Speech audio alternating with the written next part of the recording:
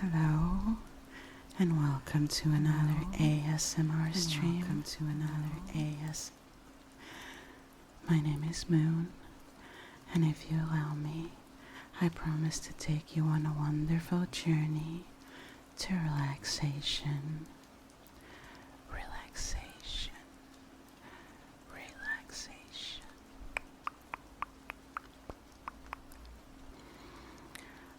Are you sitting or laying down? If not, I want you to please make yourself comfortable.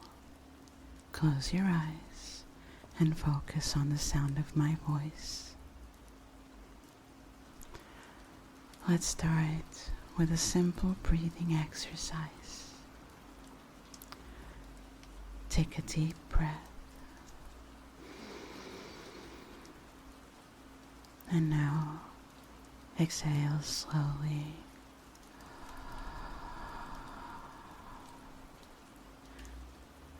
Again, breathe in.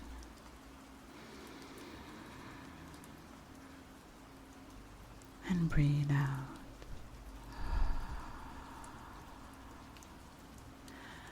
Very good, very good.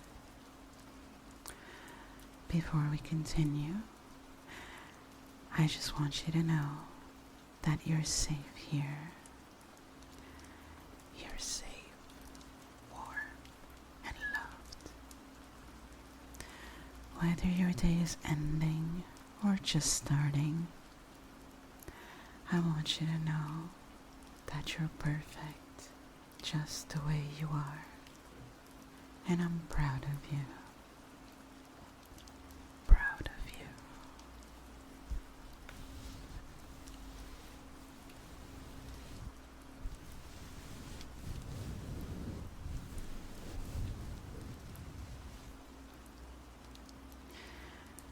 Are you feeling relaxed already? I hope you are.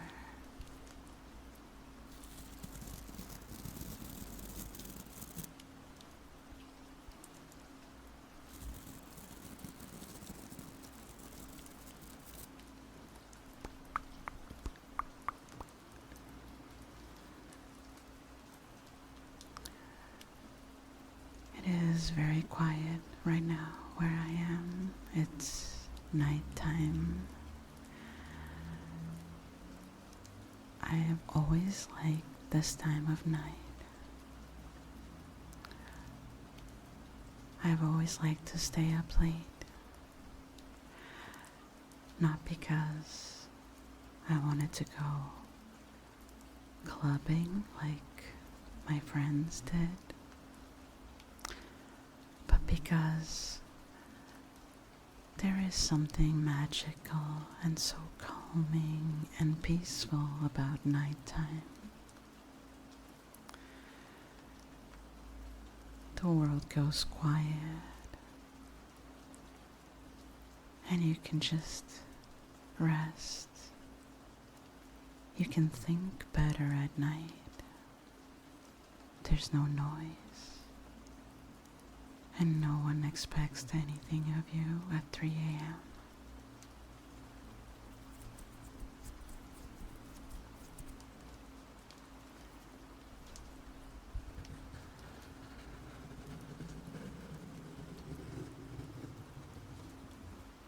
No one expects anything of you at 3 a.m. 3 a.m.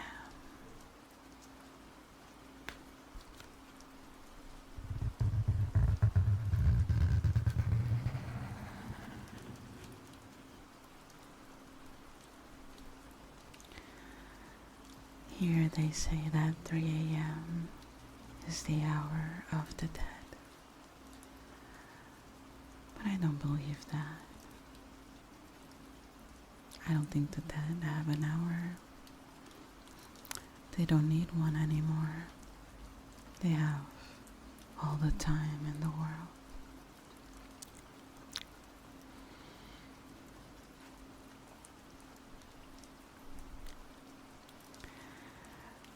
So, today, for this dream, I've compiled a few bedtime stories, which I'm gonna be reading to you, and hopefully they'll help you fall asleep or just relax and wake up gently if it's the beginning of the day for you.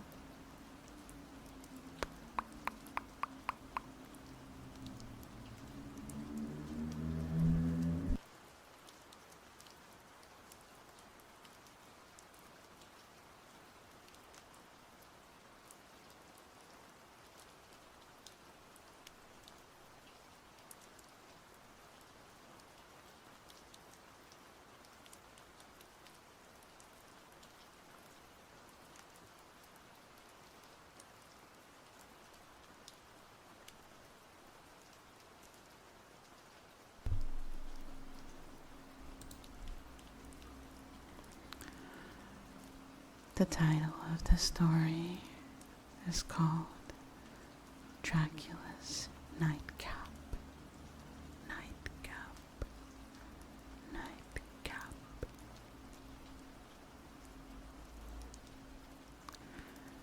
In the heart of New York City, where the towering skyscrapers pierce the night sky, Lucy was a woman who had always been captivated by the beauty of the nighttime. She reveled in the shimmering constellations above and the city's dazzling neon lights below. Lucy was a night owl through and through, a creature of the darkness.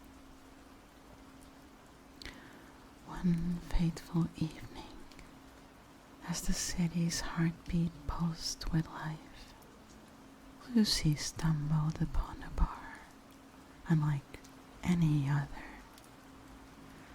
It sat nestled between two nondescriptive buildings, a hidden gem waiting to be discovered. Discovered.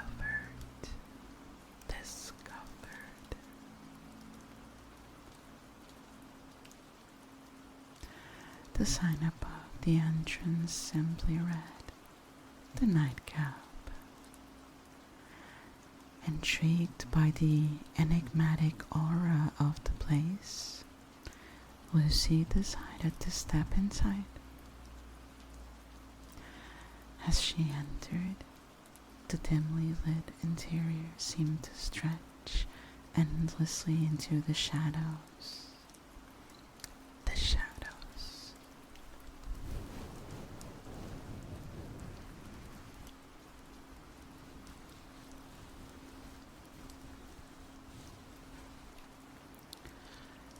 The bar was sparsely populated, save for a few patrons, huddled in deep conversation. Their voices hushed like secrets shared only among the night's chosen few. Behind the bar stood a name named Vlad.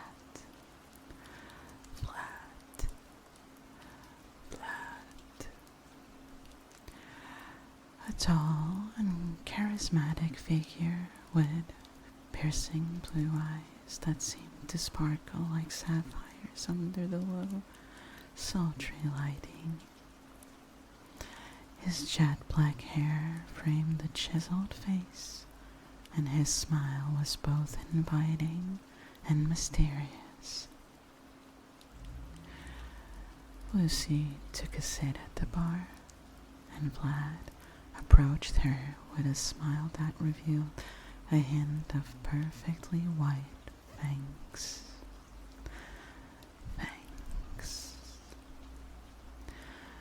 "Welcome to the Nightcap, my dear," he purred in a velvety voice that sent shivers down her spine. "What can I get you on this fine evening?"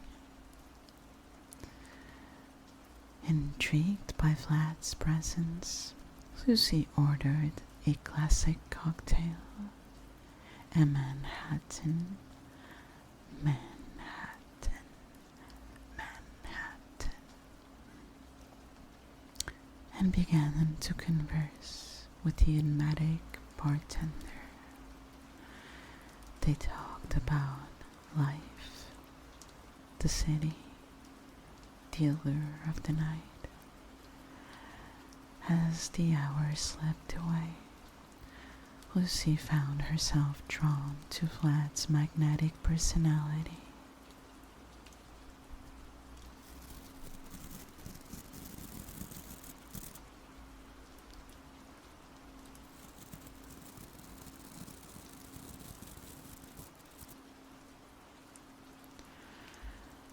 Weeks turned into months, and Lucy became a regular at the nightcap.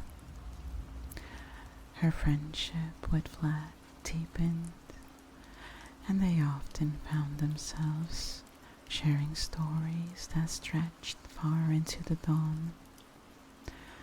Vlad revealed his ageless wisdom, his love for art and literature.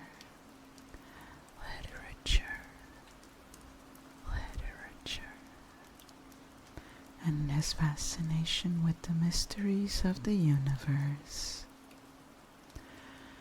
He was just not a bartender. He was a connoisseur of the night, a vampire who had witnessed many centuries of history. Vampire, vampire.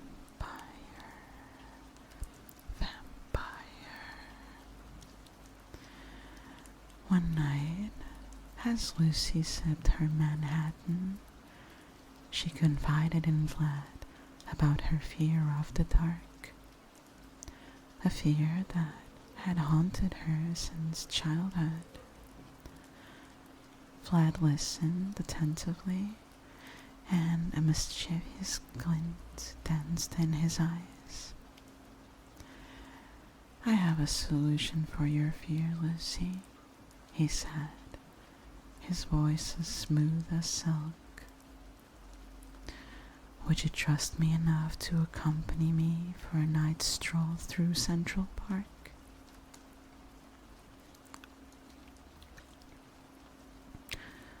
Lucy hesitated, but felt a strange sense of comfort in Vlad's presence.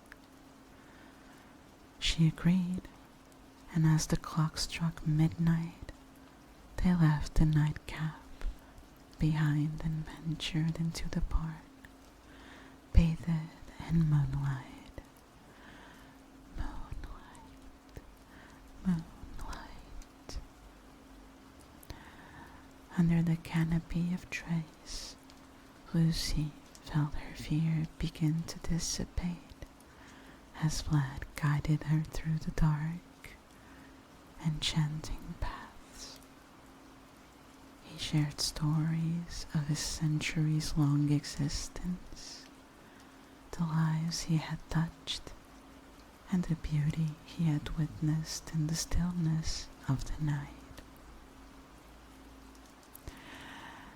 As the night waned and the first light of dawn broke the horizon, Lucy realized that her fear had transformed into fascination and wonder. Fascination and wonder. Wonder.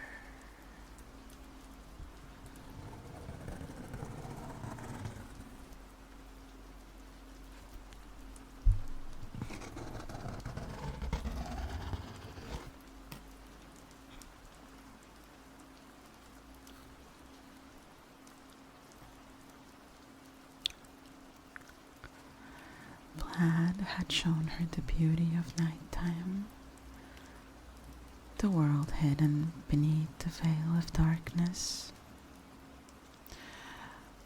Over time, Lucy's bond with Vlad deepened, transcending mere friendship.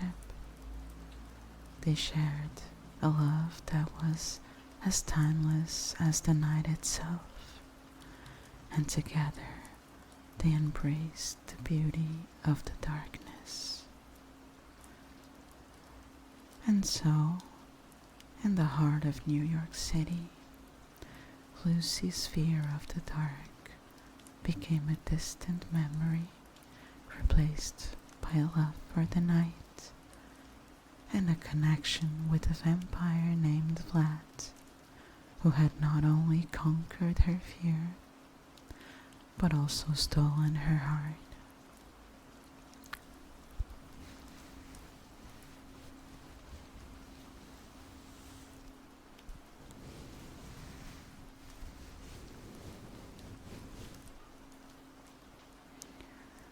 As the city's lights continued to sparkle, and the stars above shimmered with an age-old wisdom, Lucy and Vlad knew that their love story was destined to be as eternal as the night itself, forever celebrated at the nightcap where the beauty of the night came alive. Alive.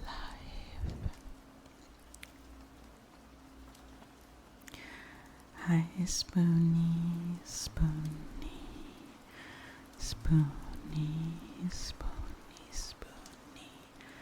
Hi, sweetheart. How are you today? It's so wonderful to have you back.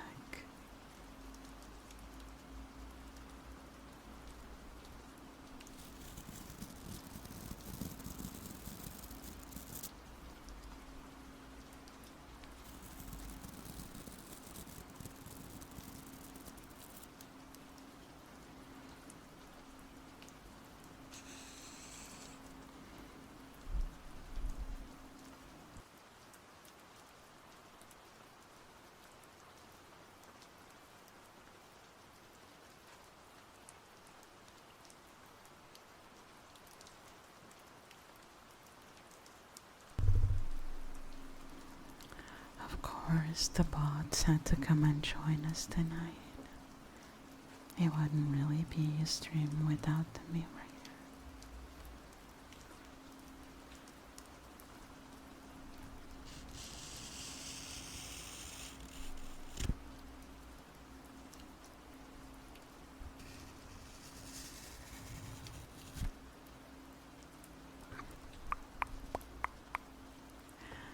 Yes, of course, the bots, bots, bots.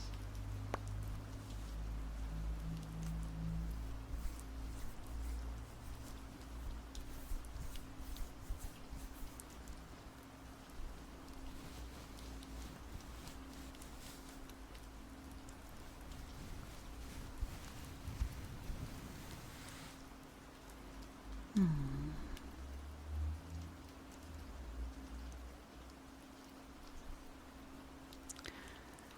Please excuse me while I have some water.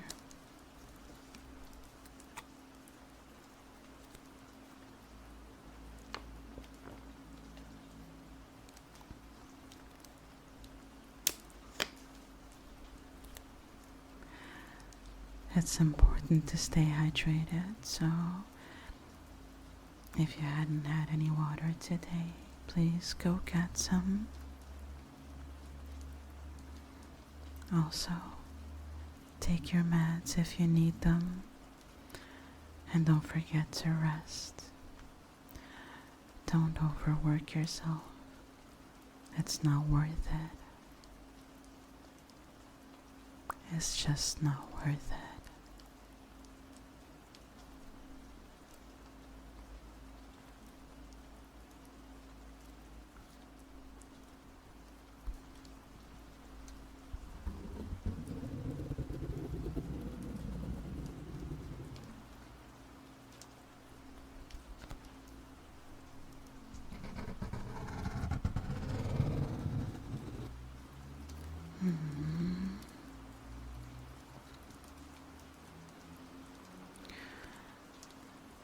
So, how are you feeling today? How is your day going, or your night?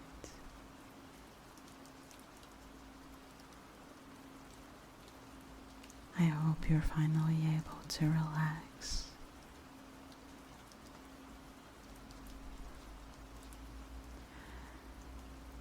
I had quite a nice day today.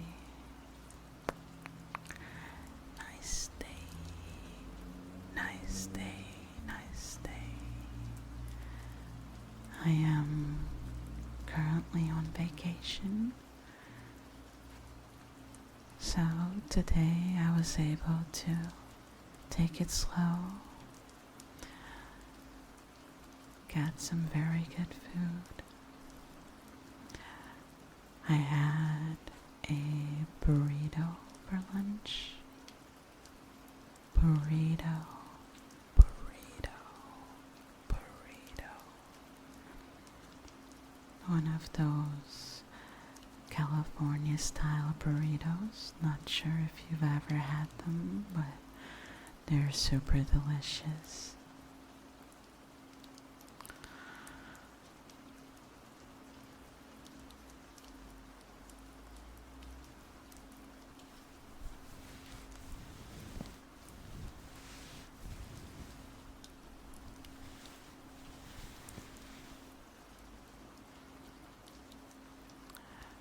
So I hope you have some very good food today as well.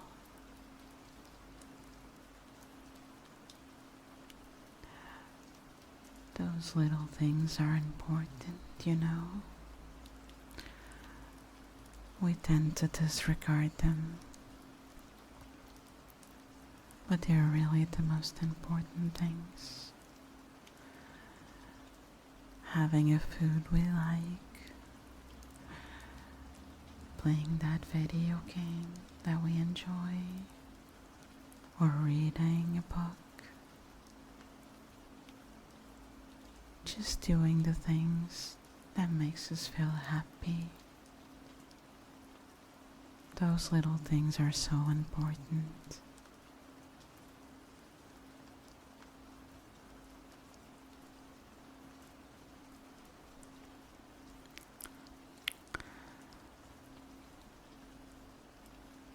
Let's move on to the next story. This one is a little bit different.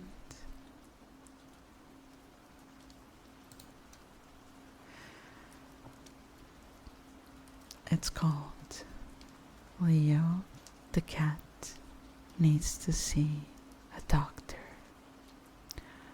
Doctor, doctor, a doctor.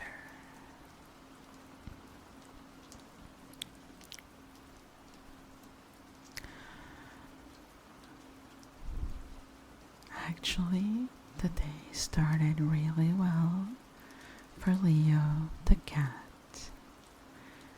He lounged neatly on his beloved windsill and he yawned relaxed. The first rays of sunlight illuminated the large room and announced a beautiful spring day. High time for a delicious breakfast, Leo decided enthusiastically. He stretched and strolled leisurely into the kitchen. People were still asleep, and that's when Leo had a wonderful idea. Always having breakfast alone is boring.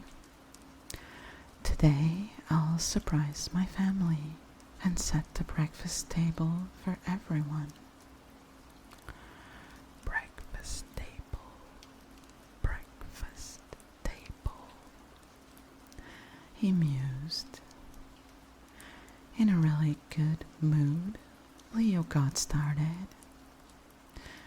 With a nimble jump, he landed on the countertop, opened the cupboard doors, and rummaged out of colorful cups, plates, and egg cups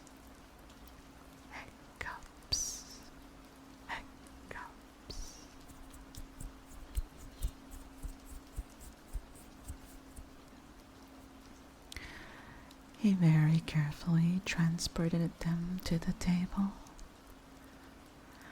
I think this is everything they usually put on the table, he reflected briefly. Well, they might be amazed, he gloated. To be on the safe side, he looked over his handiwork again, but still wasn't quite satisfied. Oh, yes, it's still missing a few flowers. With flowers, everything looks cozier. That's what he always heard from his humans before. He quickly dashed out to the patio through the built-in hatch and plucked 3 tulips. Tulips. Tulips. These were the only flowers in the garden right now. Quietly, he walked back inside. Shh. Don't wake anyone up. It's supposed to be a surprise, he thought to himself. Conveniently, the vase Leo needed for the flowers was already in the sink. So, fill it up with water and put in the flowers. He purred happily.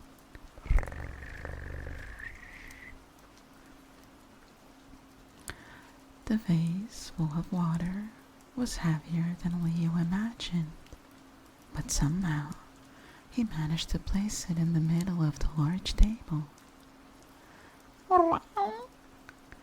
Now I'm really hungry. Now all that is left is to put the flowers in the vase, and then breakfast can begin. He grabbed the tulips and was about to put them in the jar when suddenly a large bumblebee, buzzing loudly, flew out of one of the tulips.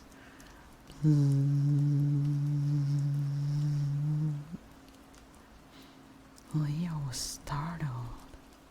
He had not expected that at all. He hadn't had much experience with buzzing creatures before. He reached for it with his paw and forgot that he was standing in the middle of the beautifully laid breakfast table. And there it was. A plate and a cup fell from the table and broke on the tiled floor with a loud crash and clink. The cat was still standing on his hind paws, flailing his 2 front paws at the buzzing bumblebee in an attempt to catch it.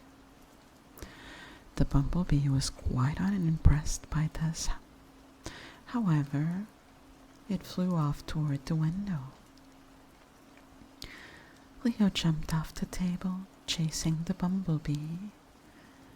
He landed on the broken dishes, and a loud and whining meow resounded through the house. What's all that noise this morning? Leo heard his humans shout.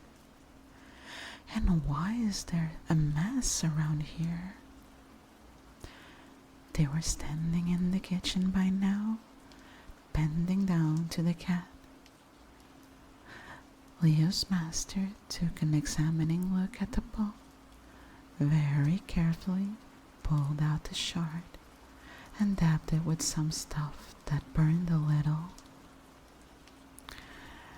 It's not too bad, Leo, he said to the cat. We'll get that fixed up. It'll heal real soon, he comforted him.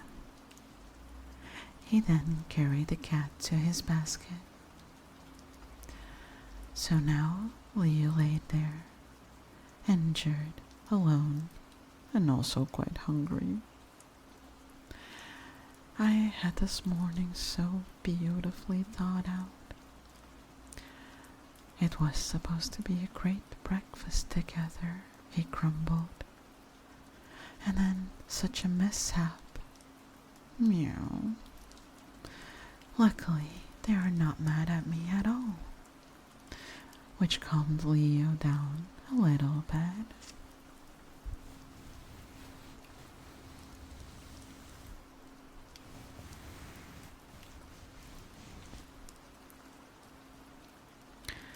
He looked at it and licked his injured paw again and again, but it didn't hurt so much anymore.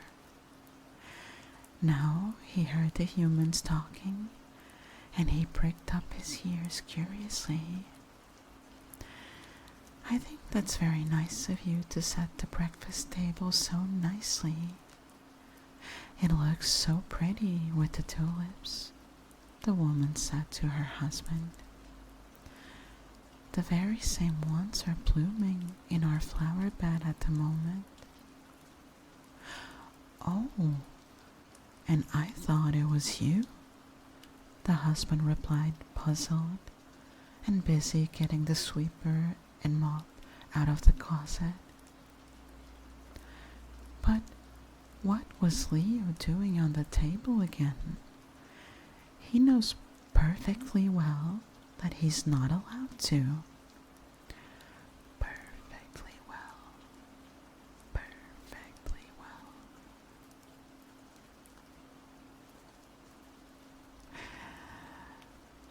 The woman continued. And the beautiful dishes. I guess I'll have to have a serious talk with our Leo about that. But first, the doctor has to look at his paw. I'll make an appointment at the doctor's office right away. The cat found the conversation quite funny at first, because his humans, as so often, did not catch on to him when he gave them a surprise. He almost forgot about his pain and smirked slightly. But after he heard that he had to go to the doctor, his mood visibly changed. Who knows what the doctor will do to me? The thought of the upcoming appointment made Leo all nervous. He's not going to give me a shot, is he? The cat's furry hair stood up in an instant. It always did when he didn't like something. Let the bumblebee go to the doctor. It's all because of her, he whined angrily. In the meantime, the shards in the kitchen were already cleaned up, and nothing reminded of the small incident. Leo was about to make himself comfortable when his humans came along with a strange box, into which he should now climb. Just a quick pause to welcome everyone. Hello, hello, hi Angel, Angel, Angel, Dust VR 1, 2, 3. Hi darling. Hello, sweet obscure mango 693. Obscure mango, obscure mango. And thank you so much for the follow. Hi Barbara. Hello, hello. Barbara.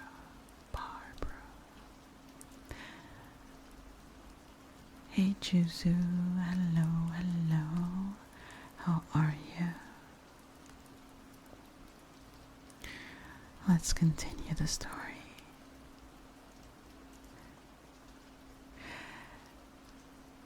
Transport basket, they called the thing.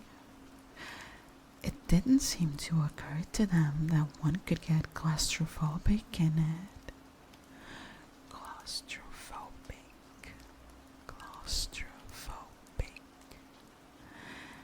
I'm not going in there, he was about to protest, nothing hurts me anymore either. But before he knew it, everyone was in the car and the ride was on. Leo felt very uncomfortable, as he always did when he didn't know what was coming. It didn't get any better when they entered the vet's office and took a seat in the waiting room. Somewhat comforting was that a few fellow sufferers seemed to be just as reluctant to visit the doctor as he was. They expressed this with quiet whimpers. Whimpers. Whimpers. Leo was very nervous, and when it was finally their turn, he would have preferred to stay in the narrow box. But it was no use. He was gently taken out and found himself on a kind of a couch. The doctor had a pleasant voice and talked to his humans.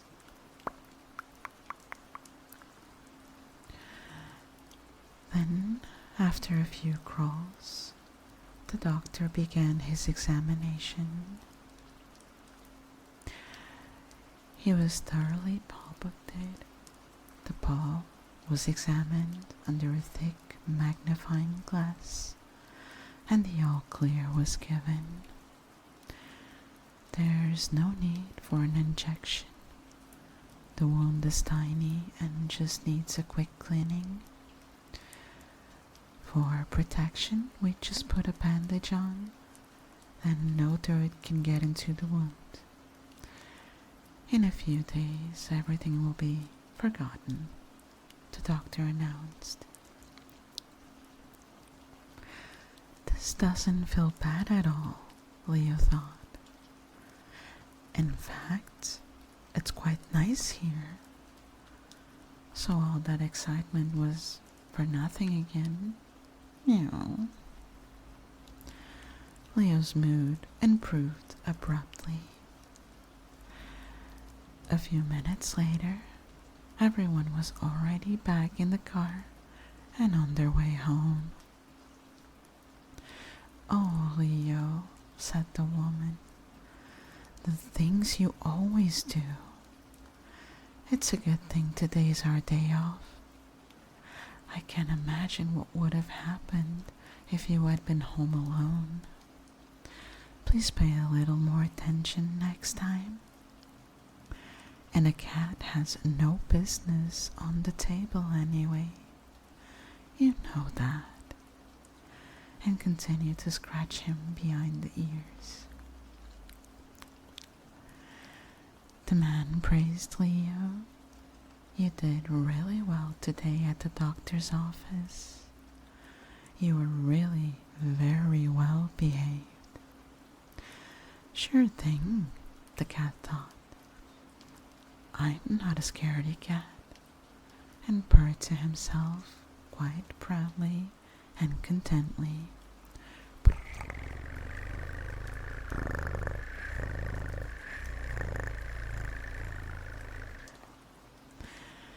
After that, the man turned to his wife and said, "Who actually set the table this morning?" Leo grinned and looked forward to his home. And that is the end of the story.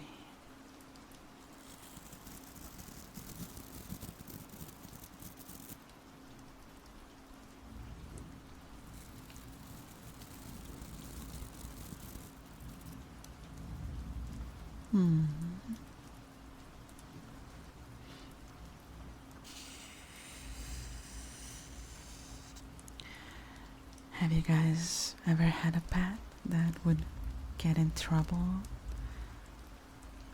like Leo?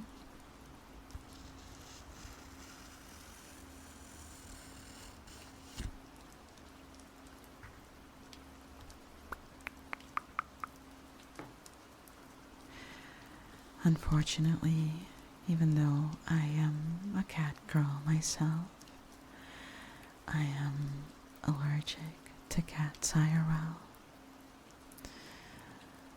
So I will never be able to own a cat. But at least I'm not allergic to puppies. Like, can you imagine how tragic it would be being allergic to dogs as well?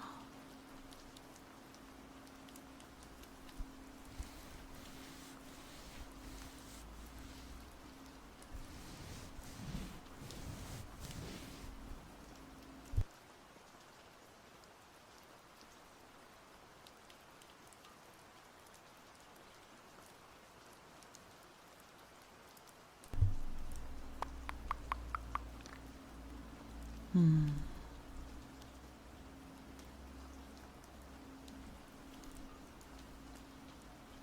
So how is my chat feeling tonight? How are you doing today? You can be honest. This is a safe place. It's a safe place. Safe place.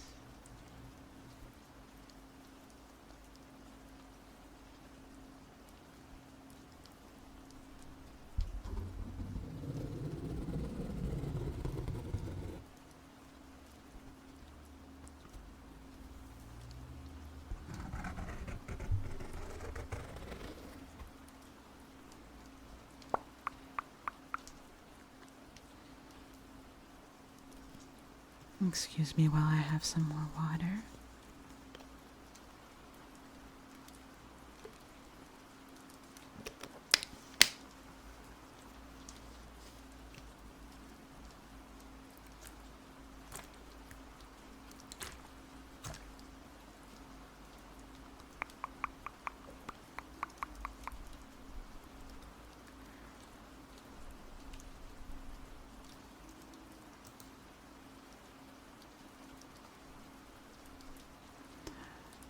Let's move on to the next story.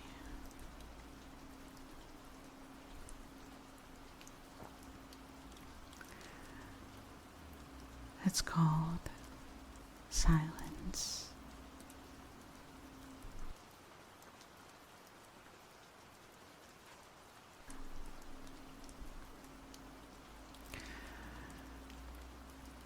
There is a peace at sunrise that surpasses all understanding.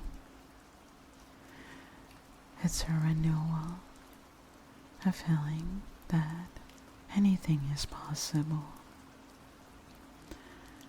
I like to say I drag myself from the comfort of my bed every day to enjoy sunrise's splendor. But you wouldn't believe me, and I would be lying. What is true is, I was there that day, and so was she. There is a connection between sunrisers just because they are sunrisers. It's a shared yet unspoken appreciation for things quiet and beautiful. That might explain why I was immediately drawn to her. But I know it wasn't just because of the earliness of the morning. Delilah, you see, would have attracted me no matter the time of day. The first time I saw her, I was getting there at my favorite secret spot. Favorite secret spot. Favorite secret spot.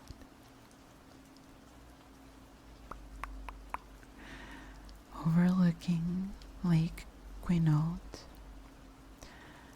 It's a hidden gem in Washington State, owned by the Quinault Indian Nation, and before that day, if I had my way, no one would ever sit and admire its beauty other than me. The lake, a destination point for fishermen, swimmers, and sightseers, is nature at its most spectacular. Spectacular. Spectacular.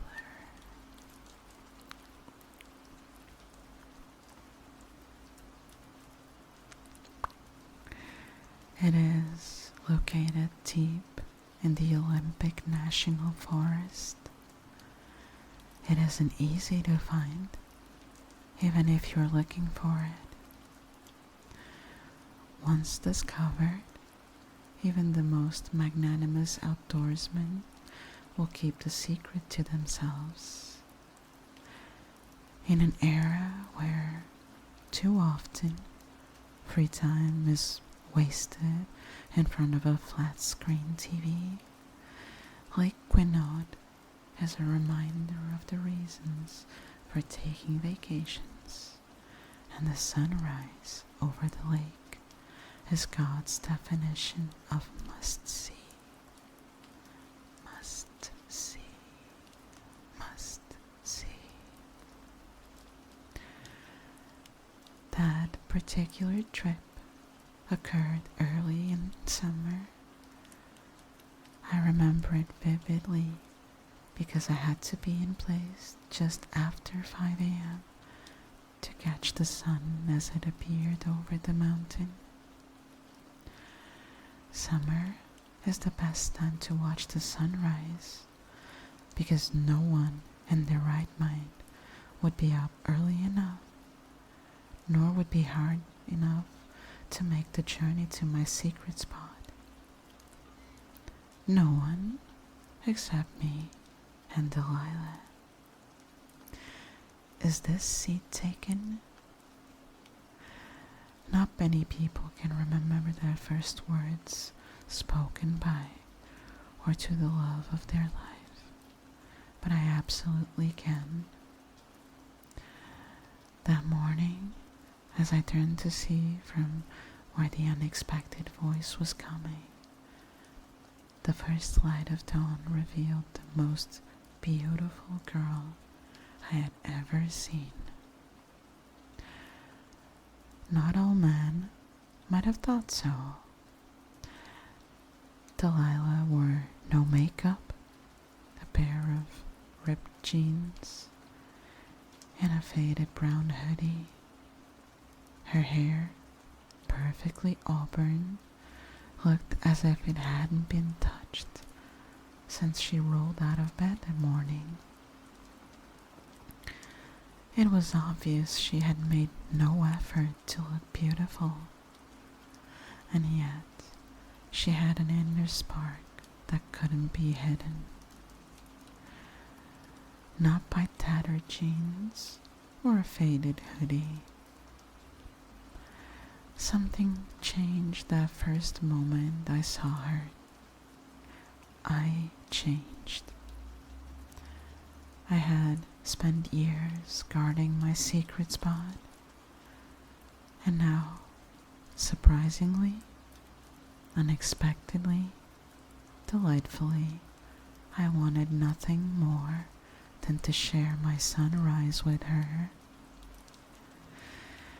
I, unfortunately, was not born a poet, and as such, the most romantic thing I could think of in response to her inquiry was, "It's a free country." With that, she invaded my secret spot, both next to the lake and in my heart. The silence that followed was both loud and revealing.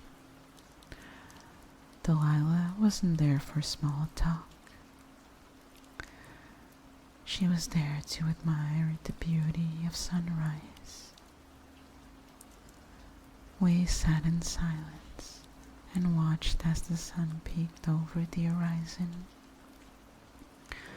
covering the two of us in its warming light. She and I carried on a conversation without words.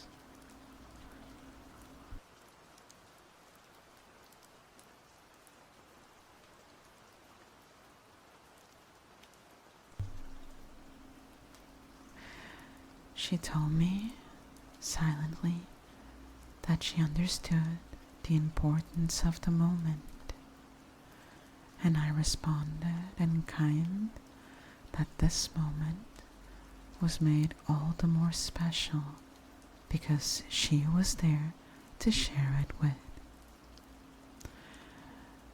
Perfection is a goal impossible to realize in this mortal realm. But that morning came as close as humanly possible. So many thoughts ran through my mind as the sun revealed itself completely. Then, just as quickly and quietly as she had come, Delilah rose to her feet, wiped some residual dirt from the seat of her ripped jeans, and headed down the trail and out of my sight. 8 words verbalized, an infinite number of potential events contemplated. 30 minutes had passed. A lifetime had been imagined. I was sure I would never see her again, and the thought made me overwhelmingly sad. Overwhelmingly sad.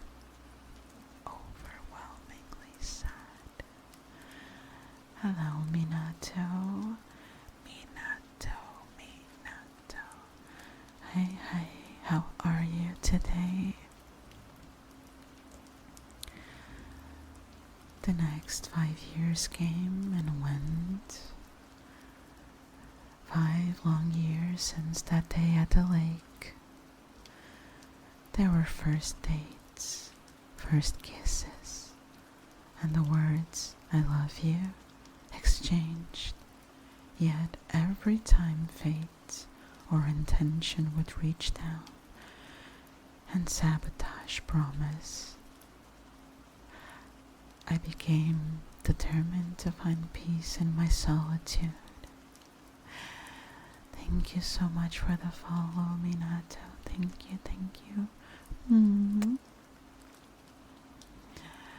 I am absolutely wonderful tonight. Just trying to help everyone relax.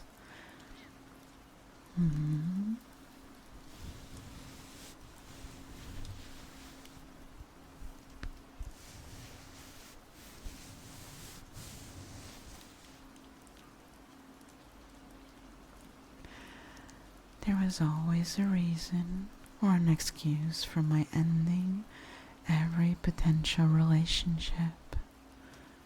But at its core was a shared sunrise in a conversation that didn't happen.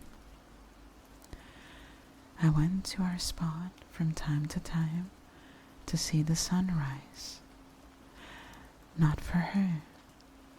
At least, that's what I told myself. I had given up without realizing I was hoping.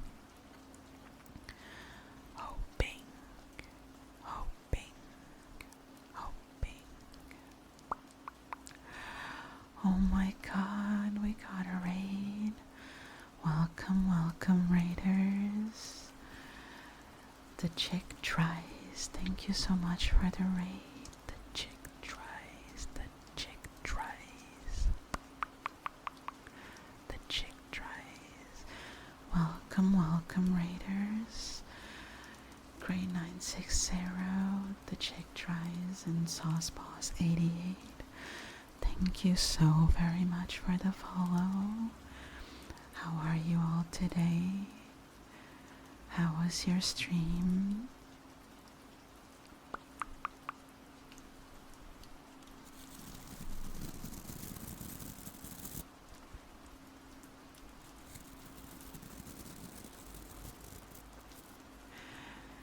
Thank you so much, Nelson7, Nelson7, Nelson7.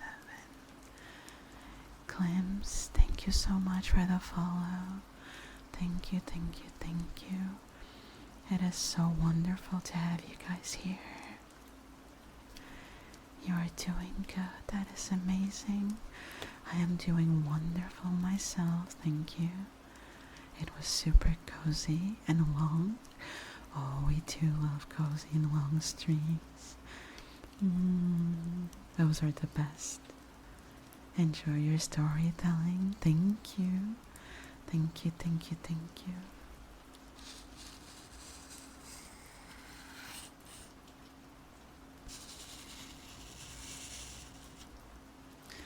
Also, please, if you're feeling tired or you need to rest, get some food, please don't feel obliged to stay, okay?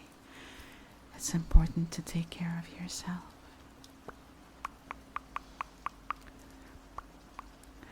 Oh, this is so exciting. My name is Moon. I have recently started doing ASMR streams, so I'm still very new to this. Forgive me if I make some mistakes, if this ends up being clumsy or scuff, but I am still learning, so please just bear with me.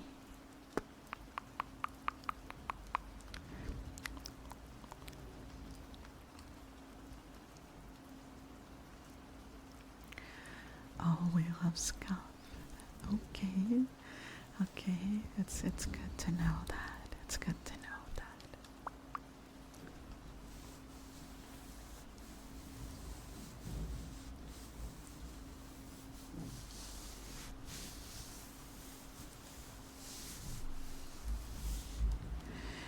So let's continue the story, shall we?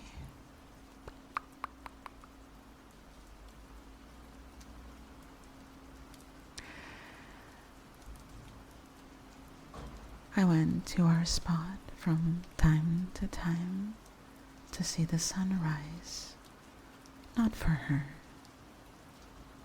At least that's what I told myself. I had given up without realizing I was hoping to see her again. Hoping to feel what I felt that day. Hoping she would be there. And then it happened.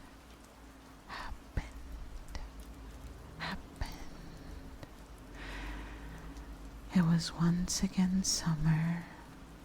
It was sunrise. But this time she was there. Is the seat taken? It's a free country. The same 8 words. At the time, I didn't know that she, too, had often made the trip back to our secret spot. Seeing her again, I knew I wouldn't let the opportunity slip from my grasp. Not a second time. When the sun had completed its part in our play, Delilah rose to her feet and whipped the dirt from her jeans, exactly as she had done 5 years earlier. This time, however, I stood up as well. My name is Peter. I don't like coffee, but I really like to have a cup with you. Chat, imagine not liking coffee. My name is Delilah, she responded matter-of-factly, and I would be glad to share a cup of Joe. She called it Joe? It's funny that things that confirm that a love is real. I couldn't tell her that day for fear of losing her, but at that moment I was sure. I had said I love you to others before, but it was so obvious to me that I had lied. For in that moment I was finally sure what love felt like. Love felt like. Lifetimes are only lifetimes when viewed in reverse. A cup of coffee became a dinner date. A dinner date became a commitment. A commitment became a proposal. And a proposal became forever. Forever. Proposal. Forever.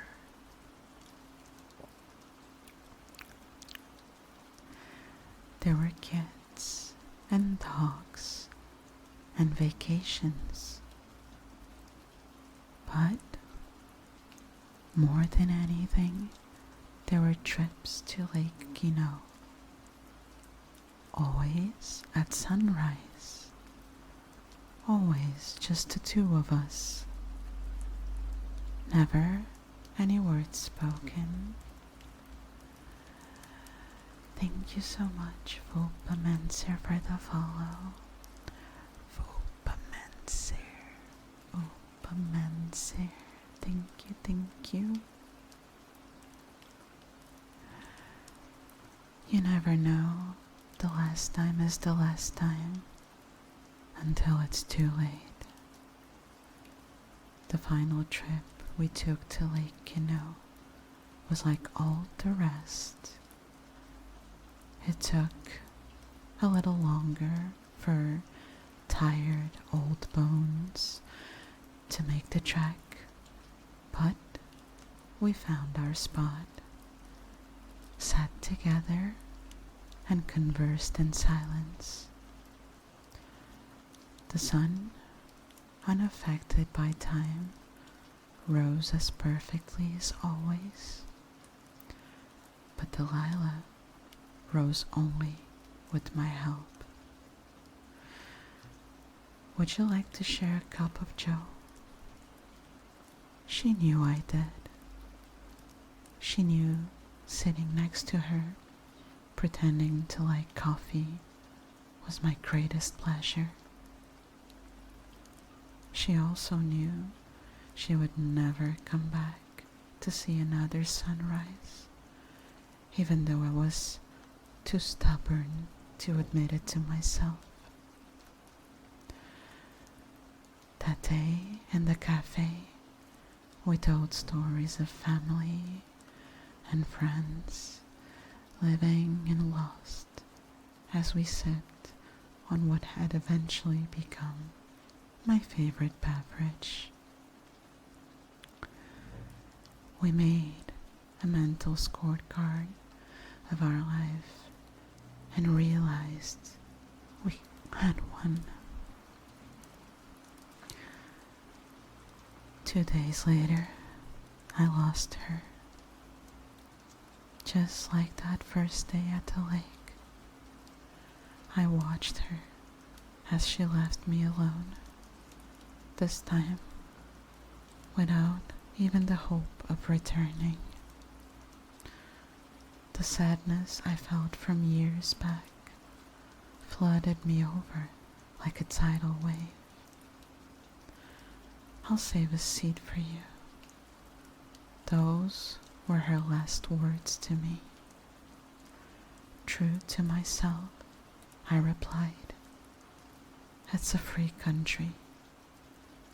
Then she was gone.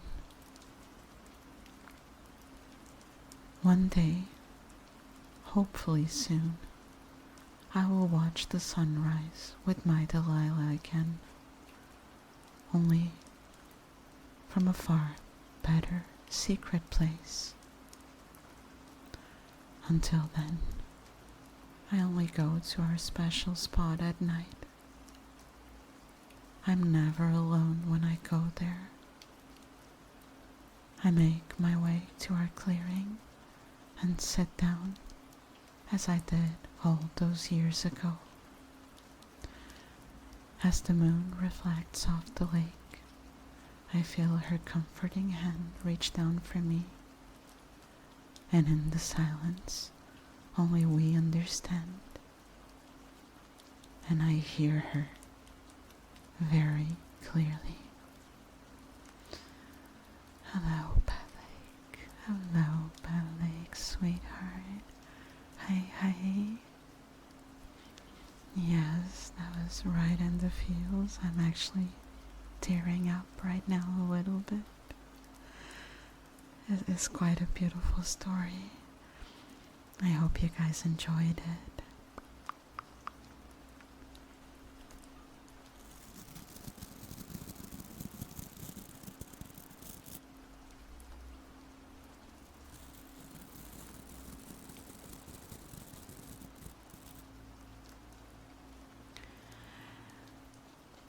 I want to ask something.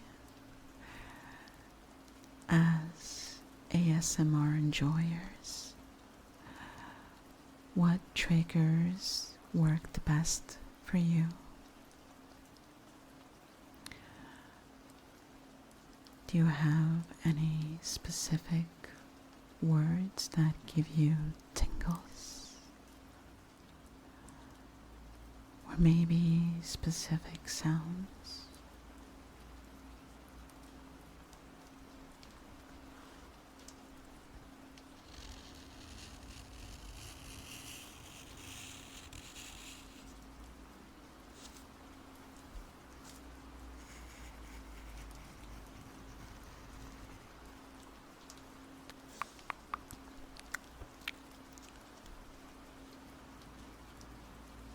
Oh, head scratching. Okay. Let's see. Let's see if we can replicate something like that. Head scratching.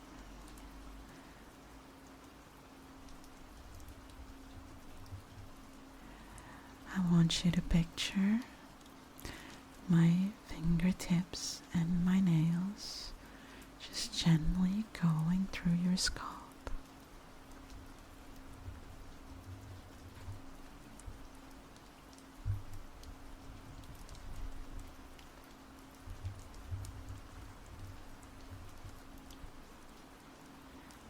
You can just feel them massage your head.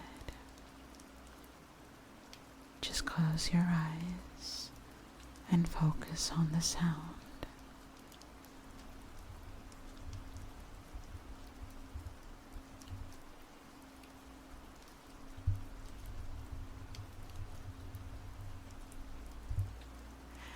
Ethan, hi, hi. Hello, darling. How are you today?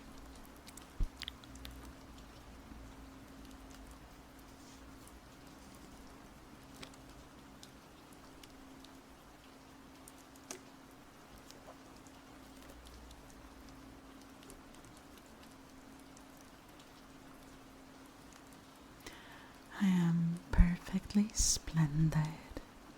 Perfectly splendid. Splendid.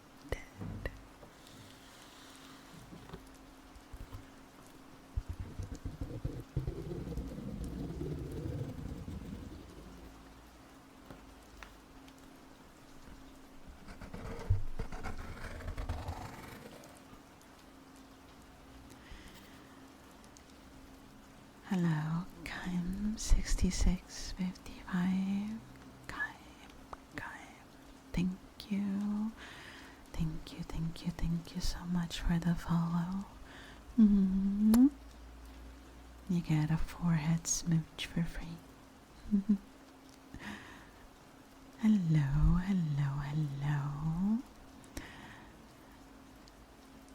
How are we doing today?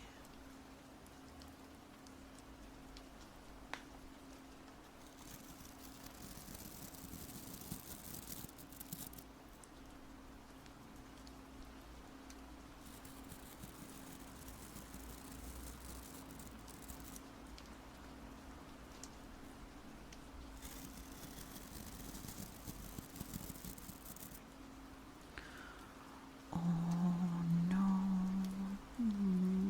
you poor thing. Okay, you get an extra smooch to make it better. There you go. It was a magic smooch with healing properties, so that pinky is gonna heal just fine.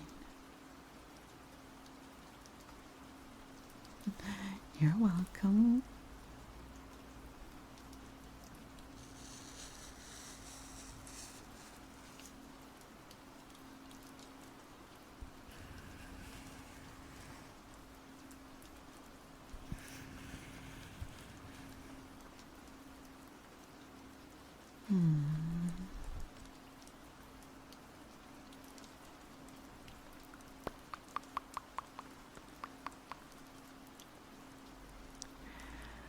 Let's see.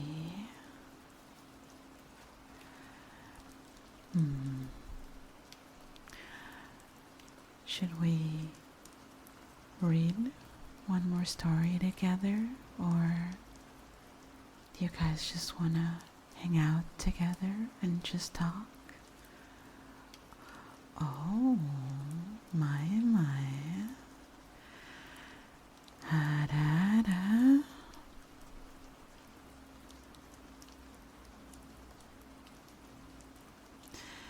Have you been good today, Ethan? That's the question.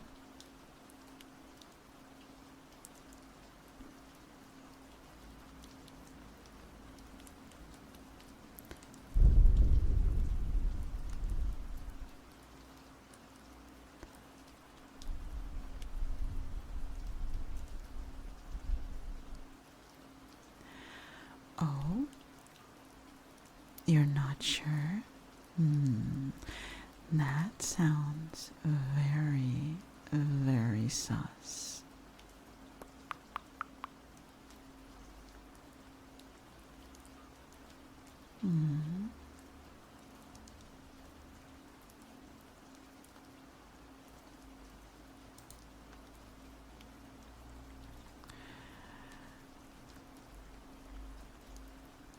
So we're gonna continue with our story reading,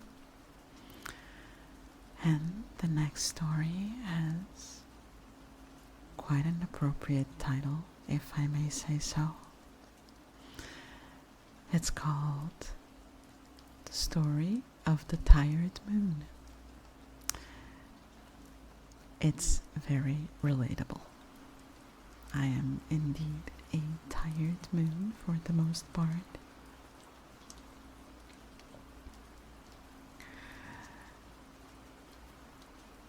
The moon worked day in and day out, but it often went unnoticed.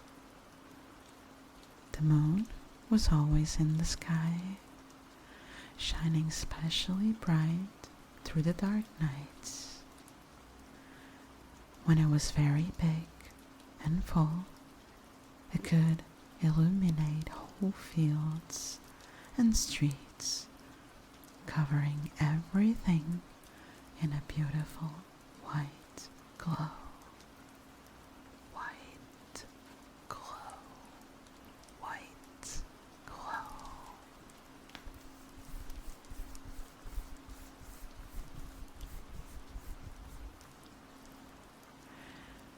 On nights when the sky was very clear, The moon could even shine in through people's windows. On those nights, everyone admired it for its size and splendor.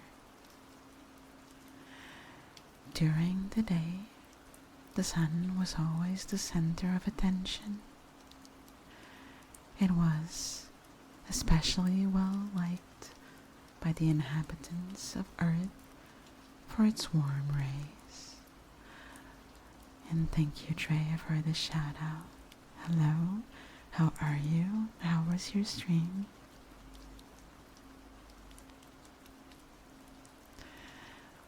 On summer days, the moon had to wait much longer for the sun to finally set. And thick clouds often blocked the moon's view of Earth. On some days, heavy rains meant that the moon had to try to shine through solid fog and dark clouds, but often couldn't manage. On those days, the moon was especially discouraged. Nobody sees me anyway, the moon would mutter, feeling sorry for itself and the faint, flickering stars around it.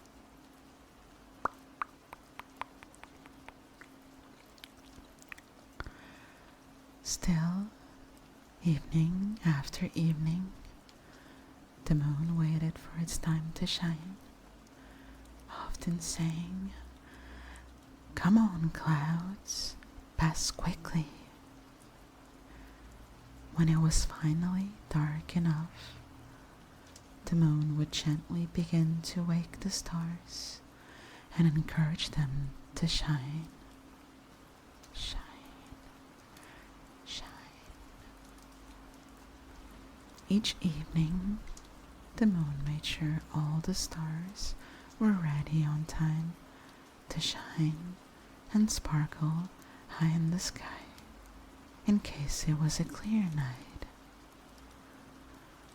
On clear nights, all the attention belonged to the stars and the moon. Sometimes the stars were so happy that they danced across the sky, leaving long trails of light behind them.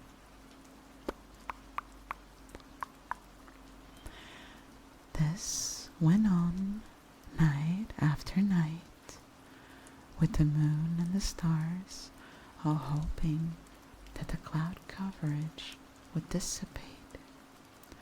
Dissipate.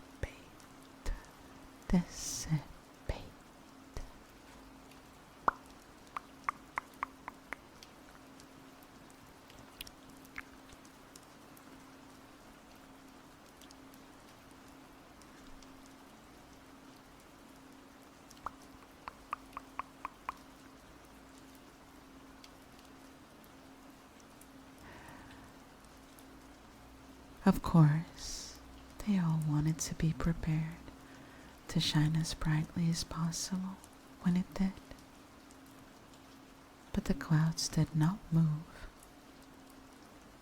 Eventually, the moon became very tired. One evening, it could not stay awake any longer. The stars also fell asleep, dreaming of clear nights when they were admired in the sky. The moon and the stars were in such a deep sleep that none of them noticed when the cloud's coverage broke. That day, the sun stayed out late and colored the sky with the most beautiful reds and purples. Hi, Jason. Thank you so very much for the follow. But something wasn't right. When the sun was about to disappear, it noticed the sky was darker than usual. On evenings like this, the moon usually can wait to take over my position in the sky, the sun thought. Then the sun noticed that all the stars were missing too. I must find the moon before the inhabitants of Earth notice, thought the sun. But everyone the sun asked didn't know where the moon and the stars had gone. And everywhere the sun looked, the moon wasn't there. The next few nights were the darkest anyone had ever seen. There wasn't a twinkle in the sky. The animals and people realized they had been taking the moon and the countless little stars for granted. They missed their glowing and glittering.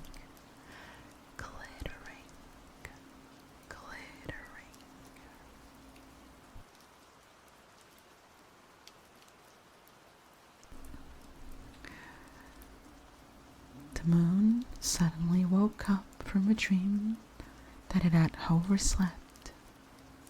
Except it wasn't a dream.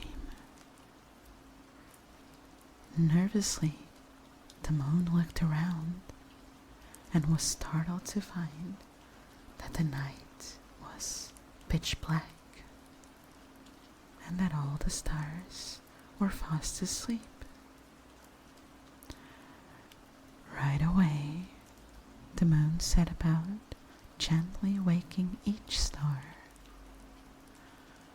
On Earth, after many nights of darkness, the animals and people looked up to the sky in joy and marveled as each bright spot lit up in the dark sky, one after the other. And that is the end of our story. Oh, this was quite cute. Cute. Cute.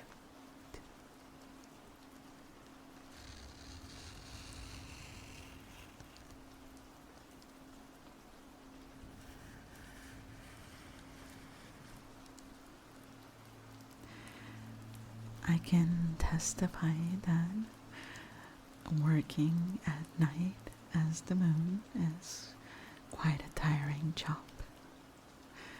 So I don't blame this one for taking a long nap. Kinda wish I could do the same sometimes, but unfortunately I am extremely insomniac.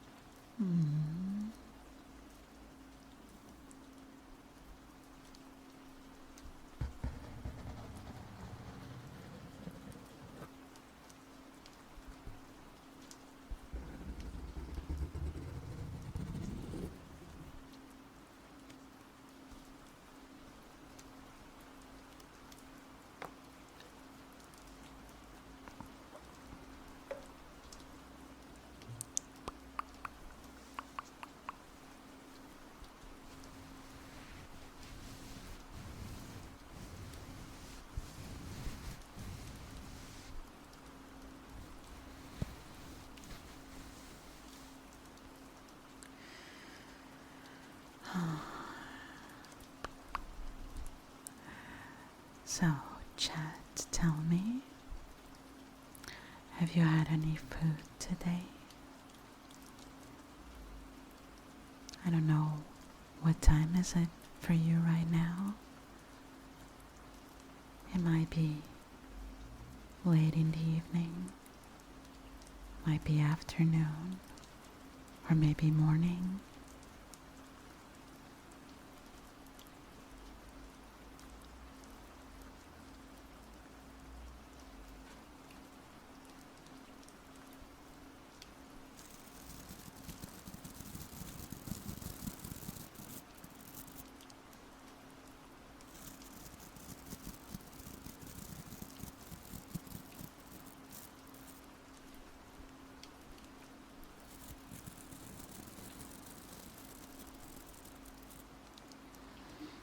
Today I had a California style burrito.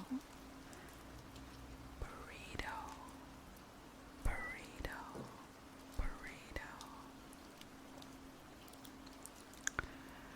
I love Mexican food. Burritos are quite good, but tacos are my favorite.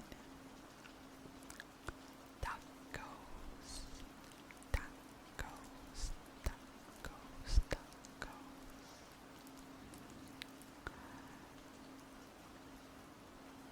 And I also love pizza, especially pepperoni pizza. Pepperoni pizza. Pepperoni pizza.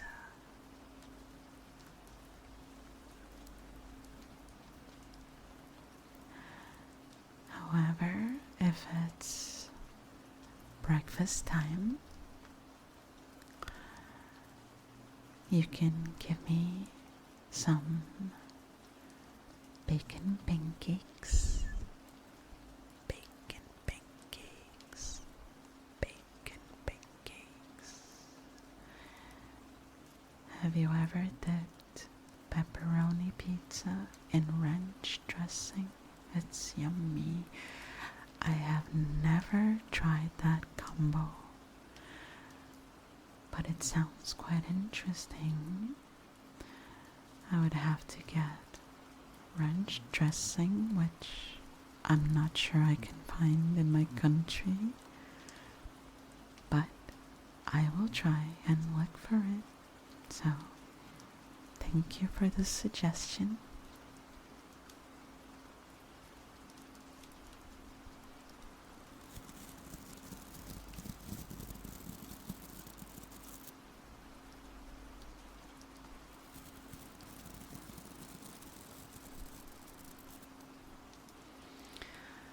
And since we're on the subject of food, how about some toasted coconuts? Do you guys like toasted coconut? Toasted coconut. Toasted coconut.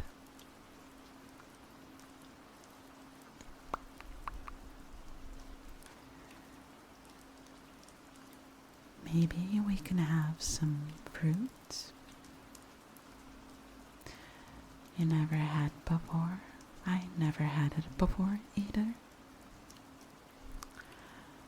But some fruit always goes nicely with breakfast. Some pineapple. Pineapple. Pineapple. And of course, some orange juice. Orange juice. Orange juice. Hello, Rapion. Rapion. Rapion.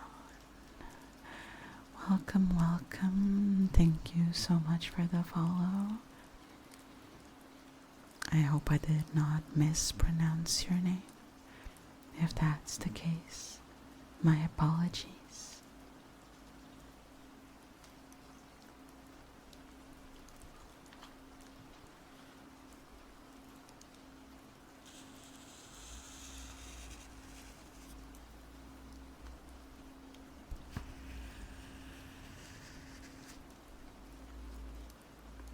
got it right. Oh, that's good to know.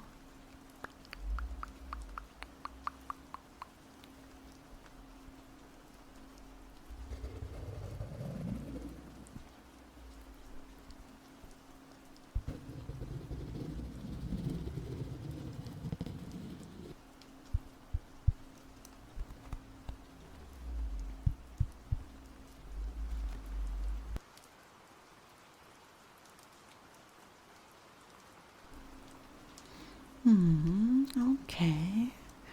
Yes, it might be easier to remember and also easier to pronounce. Rape, rape, rape, rape, rape, rape. So, rape. Oh my goodness, I am so sorry, chat. There is a thunderstorm outside. My apologies if that sounded super loud on your ears. That was thunder. That sounds relaxing. Oh, that's good. Well, we already have rain sounds from the stream, and apparently we're gonna have an extra of thunder, I guess.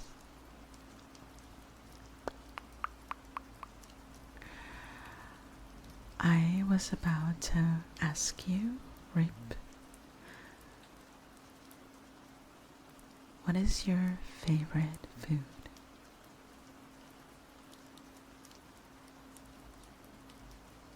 Unless it's inside my room, it won't be too loud. I don't know. I hope not. I hope not. But no, it is definitely not inside my room.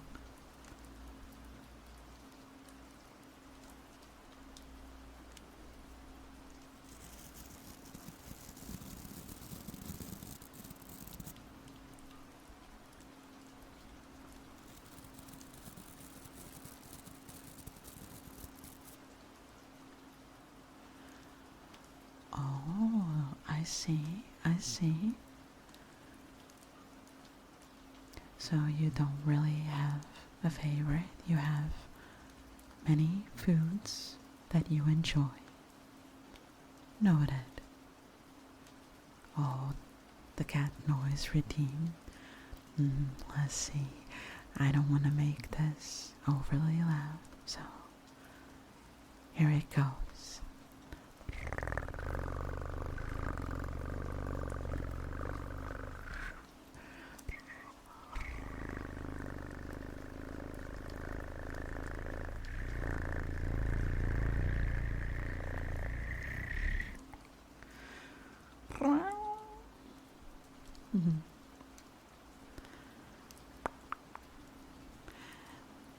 I'm sorry, Chad. I'm pretty new to ASMR, so I'm still getting used to it. I'm still trying to adjust the volume of my voice. So if for some reason I sound a little too loud, just please bear with me.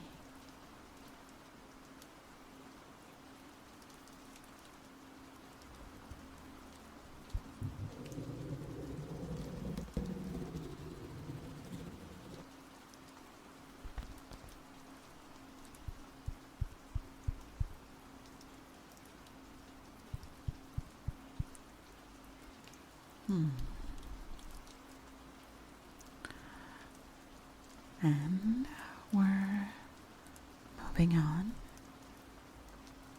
to what I think is our last story, if I'm not mistaken.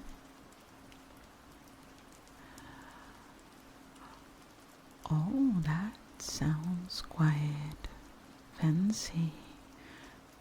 Crawfish, crawfish, crawfish. And I don't even know how to pronounce the second one.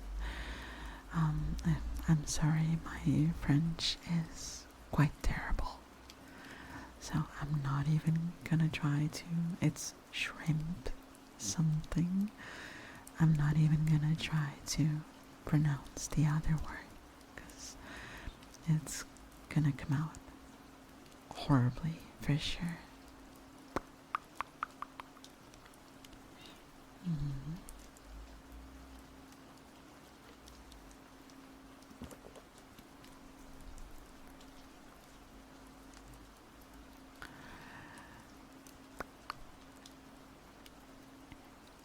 Oh, so it would be étouffée, étouffée, étouffée, étouffée. Okay, okay, I see. What kind of dish is that? Cause I've never heard of it. Oh, okay, okay, I see, I see.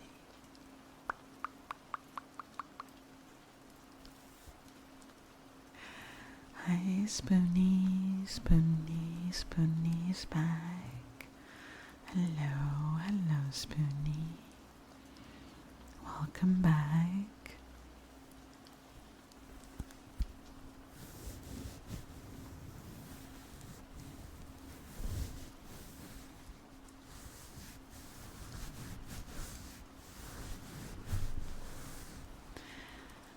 I am absolutely wonderful. Wonderful, wonderful. It is rice, any kind of seafood meat, and a certain kind of sauce with it. Oh, sounds pretty good. I would try it. Mm-hmm.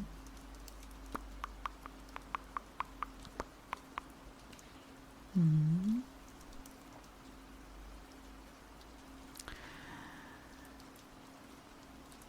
Okay. I guess it's time to move on to our next story. What is my favorite food? Of course, I don't mind you asking. Um, I have two favorite foods. One is tacos, and the other is sushi. I love tacos and sushi. Those are my favorites.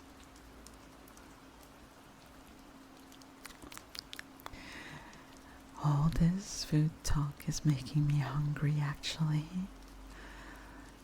And that's not okay because it's almost midnight. So I can get food delivered to my house. It's tragic. Tragic. Tragic.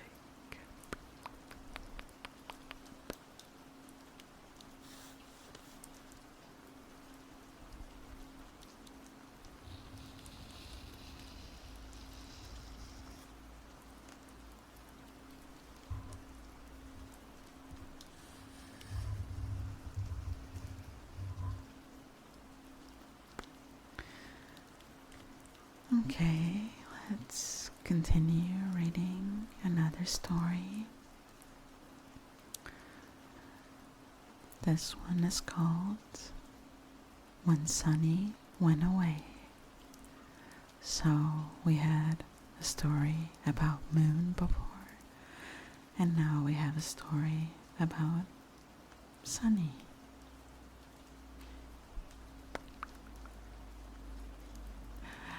Hello, hello. I don't know how to pronounce your name. Is it O-Star or Zero Star?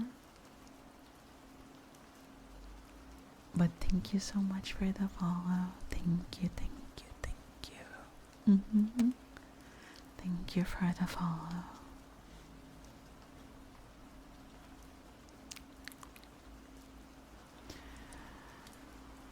It was slowly getting colder in the forest. The sun was only visible for a few hours each day. A mouse family had built a cozy nest in a large mound of earth. A hedgehog and his family lived in a nearby pile of leaves. A badger and her offspring lived right next to the fox family, and up in the treetops, little bushy squirrels did gymnastics under the watchful eye of the old owl.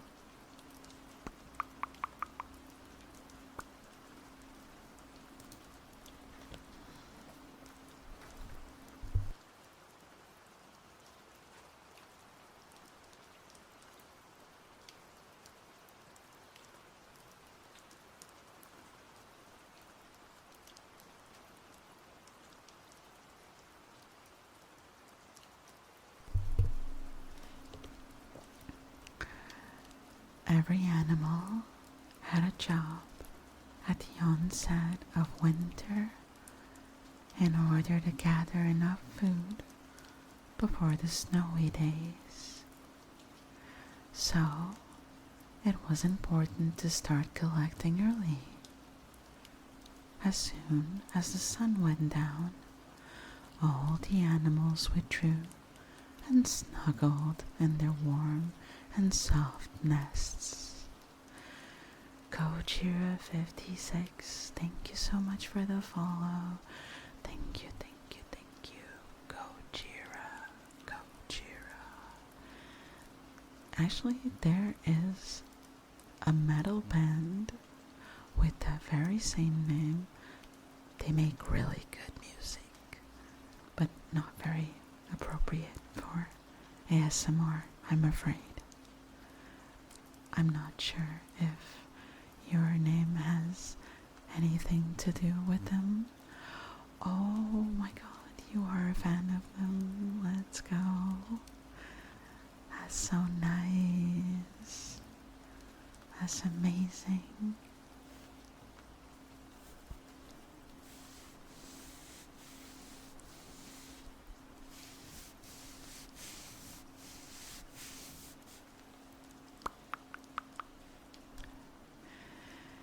In the morning, when the sun had not yet come up, everyone heard a wild chirping and twittering from a nearby branch. It was Sunny. He was always the first to wake up and greet the day with his chirping. His calls were so loud that all the animals were roused from their sound sleep. "What a racket!" complained the mother mouse. Her little charges were now jumping around the nest before breakfast was even prepared. "Doesn't that bird have anything else to do but wake us up every day?" grumbled the badger to the fox. The fox was also displeased with Sunny. One morning, the animals goaded each other so much that they all met to complain about the daily noise. "If Sunny were gone, we could all sleep much longer," said the old hedgehog. A brave rabbit suggested that they talk to Sunny and asked him to be a little more considerate in the morning. The others agreed. So, the rabbit sat down under the branch where Sunny usually started his wake-up call. "Hey, Sunny," said the rabbit, "do you realize that you are disturbing all of us by waking us so early?" All the animals in the forest were discussing it, and everyone said they would be happier if you were gone. Okay, but that is so mean. Why would you be so mean to Sunny? Sunny looked down at the rabbit. He couldn't believe what he was hearing. He thought his chirping was helpful to the community. He was very sad and thought to himself, if this is really true, then it seems I am no longer welcome here. The rabbit saw Sunny fly away, so he went back to the others. The next day, the animals woke up when the sun was already high in the sky. The squirrel mother squeaked, "How could this happen? Children, you should have been at school long ago." Shortly after, the father fox shouted, "I can't believe it. I have never been late to start hunting." The mice had overslept too.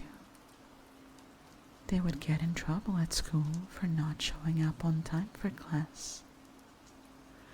So it went for the next week. The mice and squirrels kept missing the best time to gather nuts and grains for the winter.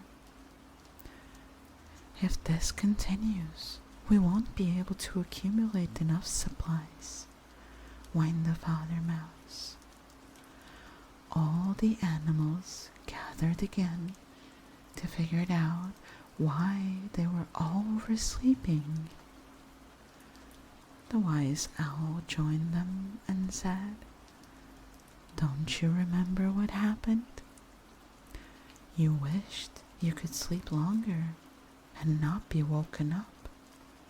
So Sunny left. He used to wake you all up on time so that the children could get to school and you could go about your work." The animals looked at each other. They realized their mistake and how much they missed Sunny. He hadn't wanted to disturb them with his chirping after all. He had taken on an important task in the forest. They decided to immediately search for and apologize to Sunny. "You're right, wise owl," said the father mouse.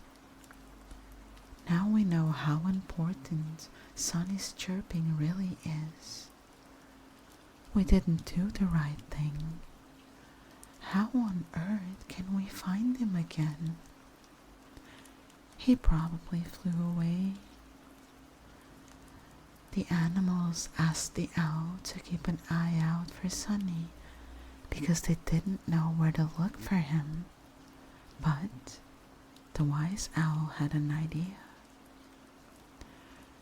At the far edge of the forest, the owl heard a sad chirping and recognized Sunny's voice right away. She told Sunny how much the other animals missed him and that they would love to have him back with them.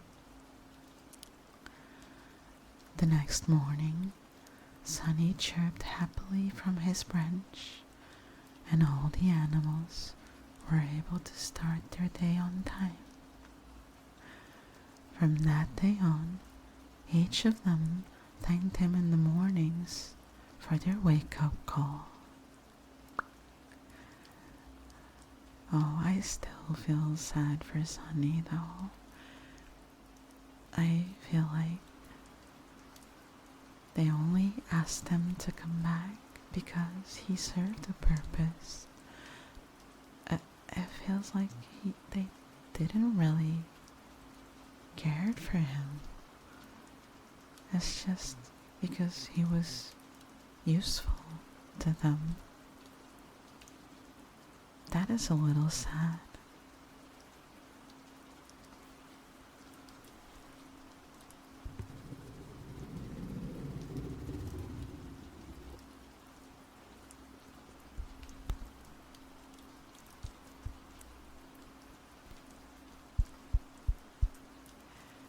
You like the story? Oh, that makes me happy. Yeah, it is quite a nice story. It is quite a nice story. I just feel bad for poor Sunny. I don't think the other animals were very fair to him.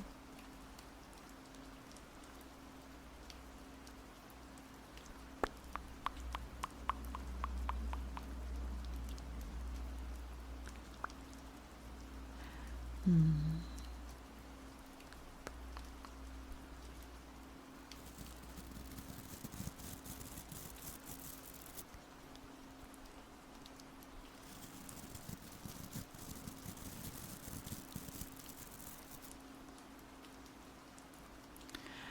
Okay, Chad. I have a question for all of you. Of course, if you don't want to share this with me, that is fine. Don't feel obliged to, but I would like to know, what is your happiest, fondest memory?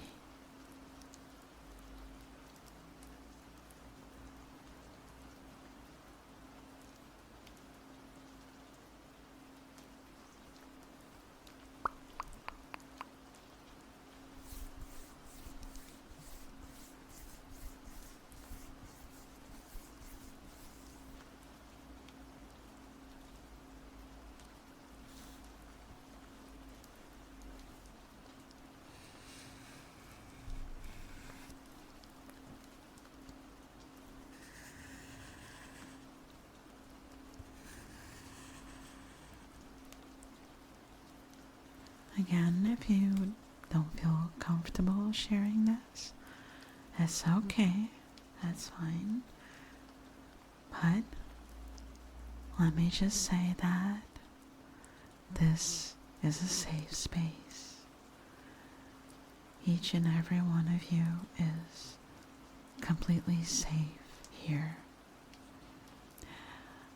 This is a place where you can be yourself and no one's gonna judge you. You're not sure. Maybe last year around this time, streaming Persona 3 Reloaded for the first time. Oh my god. My girlfriend loves Persona. She introduced me to the games. I have not played Persona 3, but I did play and stream Persona 5. And I really want to get back into the game. Hello, Soul Goodman 1960. Hello, thank you so much for the follow. Thank you.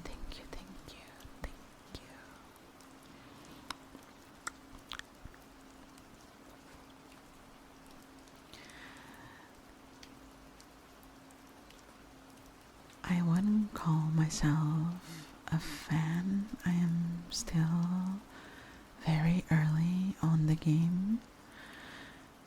So, I don't know. I kind of stopped playing it, but I want to give it another go. I don't want to quit it.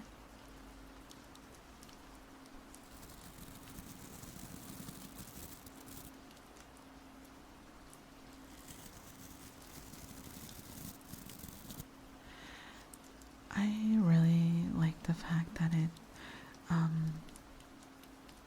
tackles subjects like depression, like mental illness. That is quite interesting to me. So with that being said, I'm willing to give it another go. Exactly, yeah. Right now I am struggling to find things to stream, like games. Basically, what I stream the most is Genshin Impact, VR chat, and I am now giving ASMR chants. This is only my third ASMR stream, so like I said before, forgive me if it's very scuff, if I don't really know what I'm doing, because I don't really know what I'm doing. Yeah, I'm just playing it by ear, so just bear with me, okay? And yeah, I'm trying to find other games to stream. I don't play competitive games, so that makes it a little more complicated to, you know, get games, I guess, to play on stream. I am considering going back to Near Automata, which I have streamed in the past. And I was enjoying it quite a lot. It's quite a beautiful game, so I have been considering going back to that one. So, if you know any games that are not competitive, so please no shooters, no League of Legends, nothing like that. Feel free to suggest them to me, okay?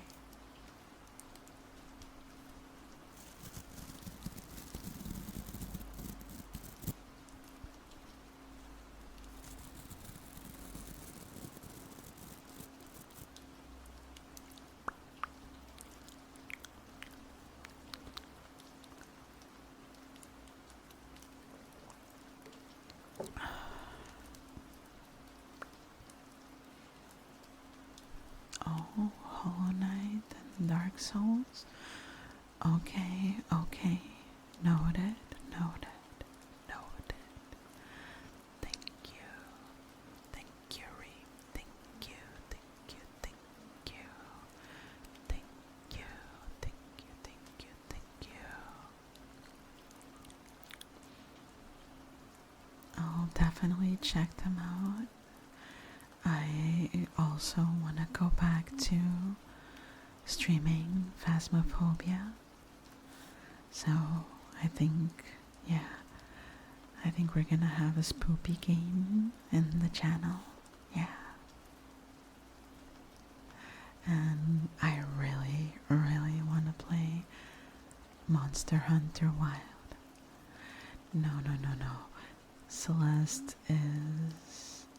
Yeah, no, so I did try Celeste, but Celeste is a very...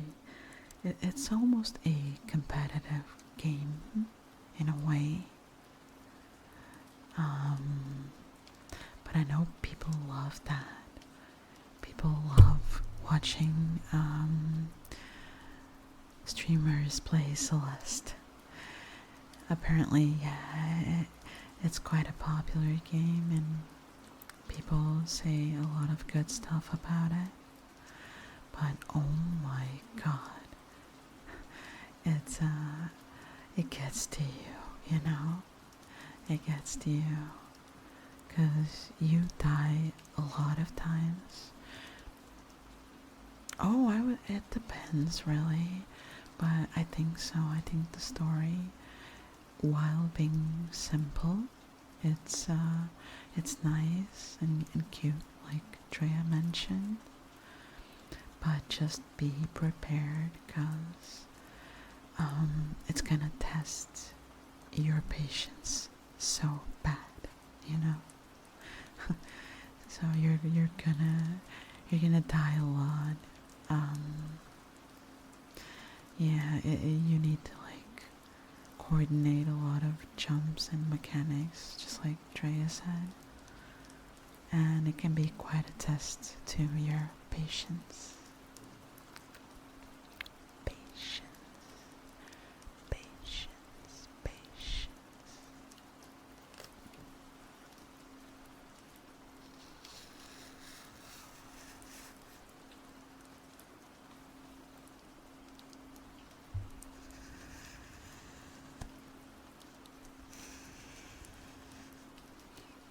Oh, you think you can be patient enough?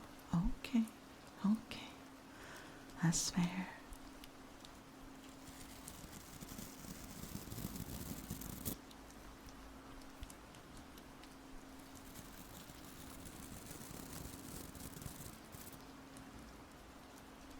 Well, if you enjoy that, then I'm pretty sure you're gonna love Celeste.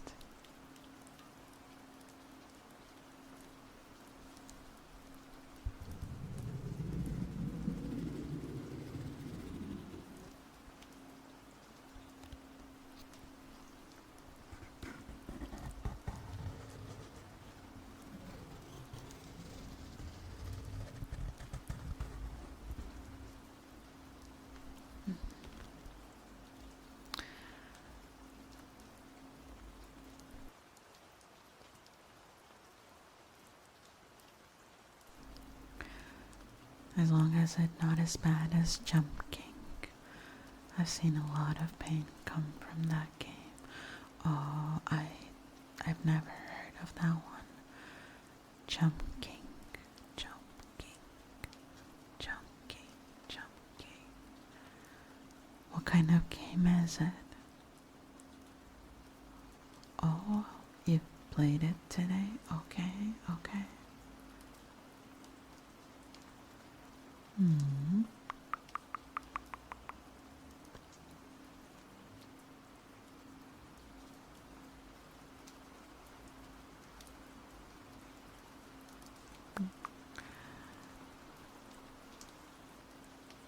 Oh, I see.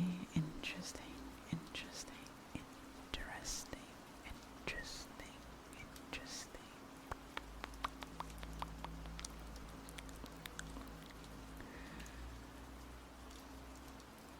Oh, okay. I see, I see, I see. Mm. Okay, Chad, how about we read one more story? It's starting to get late, so I can do one more story and then we'll probably end stream.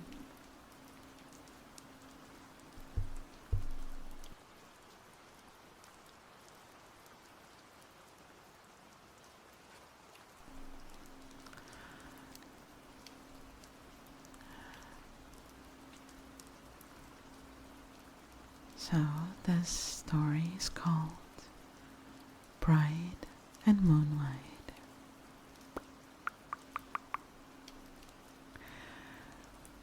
Once upon a time, in a quaint town, nestled amidst rolling hills and lush green meadows, there lived two remarkable individuals, Elizabeth Bennet and Mr. Darcy. Mr. Darcy. Mr. Darcy.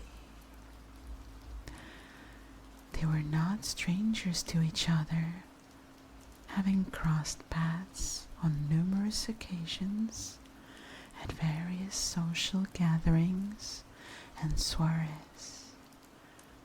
However, their encounters were often marred by a certain air of tension, fueled by their mutual pride and prejudice. In this charming town, there were two stargazing clubs, both renowned for their dedication to the celestial wonders that adorn the night sky. Elizabeth Bennet was a proud member of the Stellar Dreamers, a club known for their warm camaraderie and open-hearted discussions about the cosmos. Mr. Darcy, on the other hand, belonged to the astronomical aristocrats, a club esteemed for their vast knowledge and skill, but infamous for their haughty demeanor.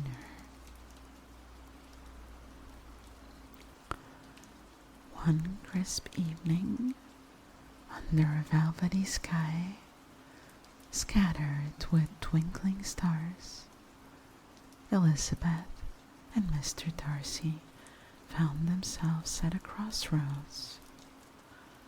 Both clubs had gathered in a meadow to witness a rare celestial event, a meteor shower. The heavens seems to be putting on a show of its own, as shooting stars streaked across the inky canvas, leaving trails of silvery light in their wake. Wake.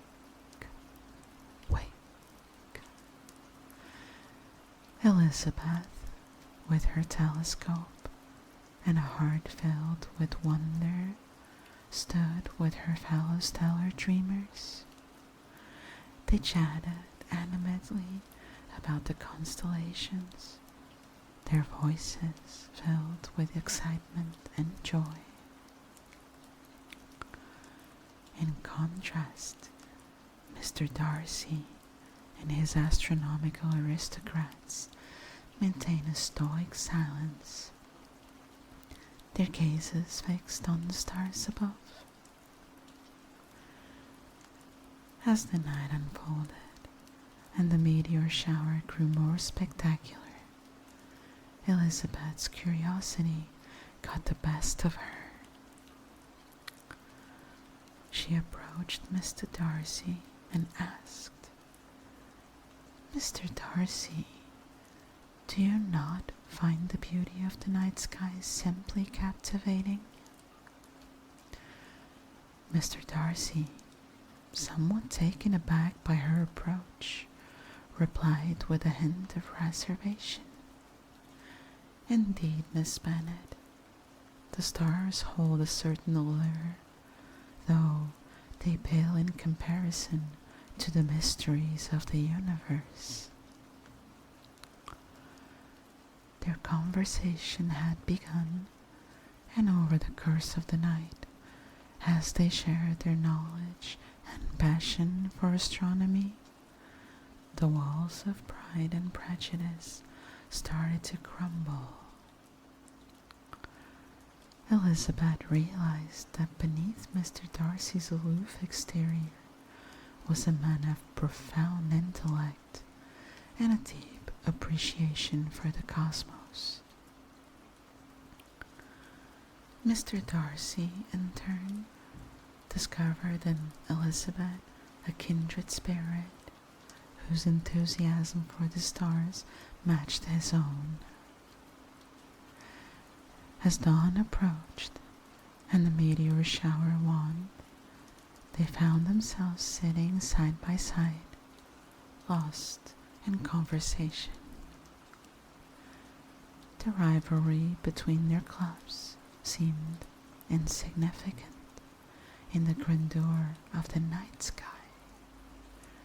The night sky, night sky. In that peaceful moment, they shared stories of constellations and galaxies, dreams and aspirations. Over the following weeks, Elizabeth and Mr. Darcy continued to meet under the moonlit sky, discovering not only the wonders of the universe, but also the wonders of each other's hearts. Their pride and prejudice had given way to mutual respect and admiration. Admiration.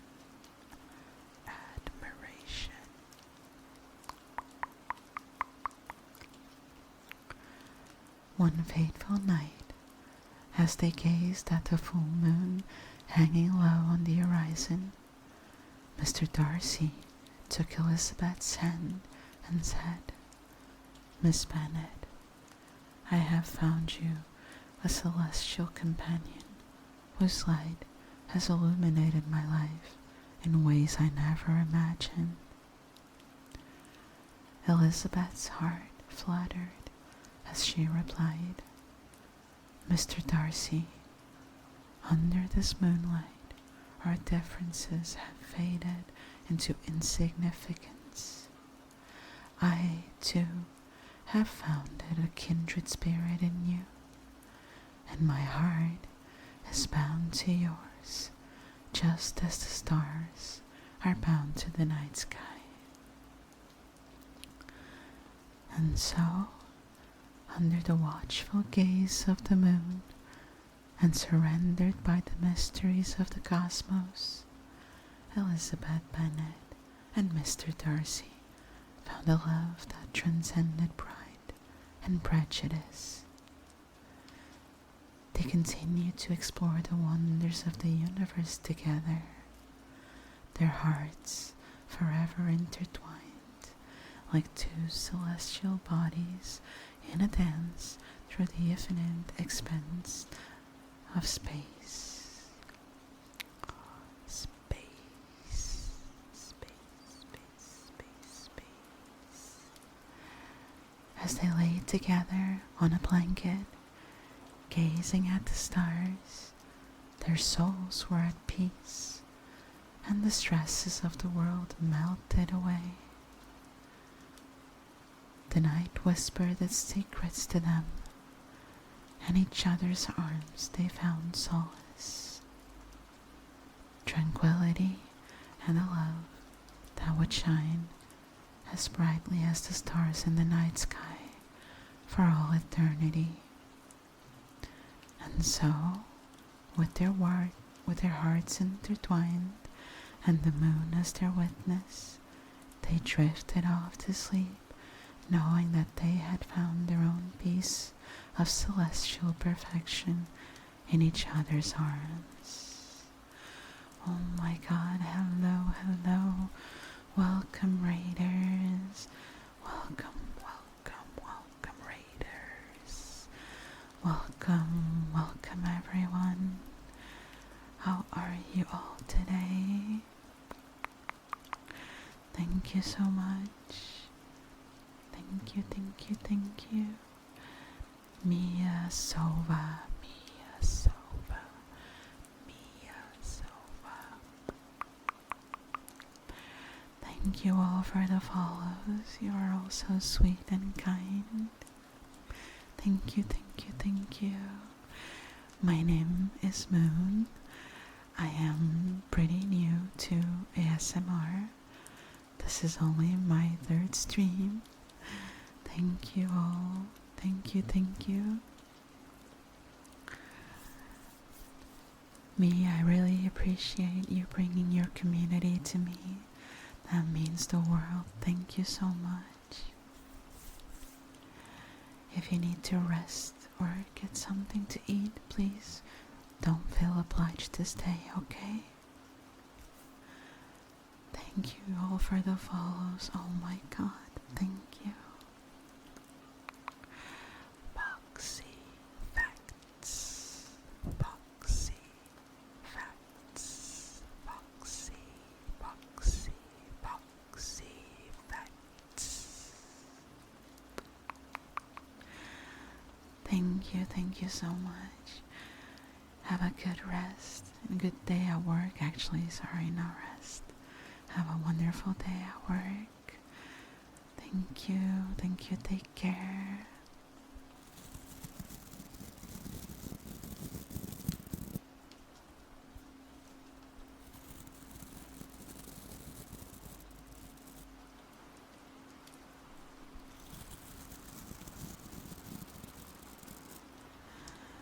Thank you all for the follows. Thank you.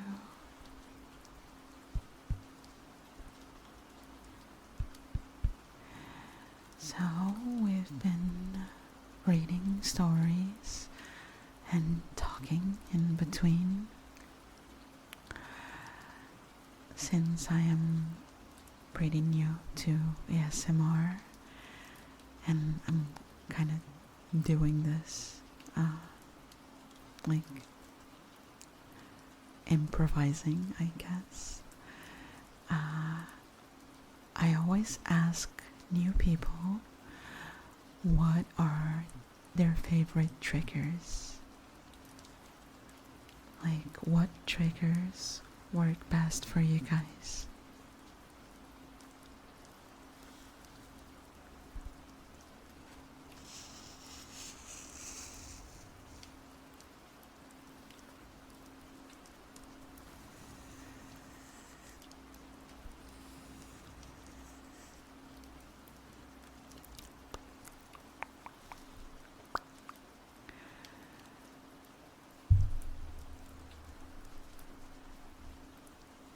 Whispering barbecue bunny burger is my favorite trigger.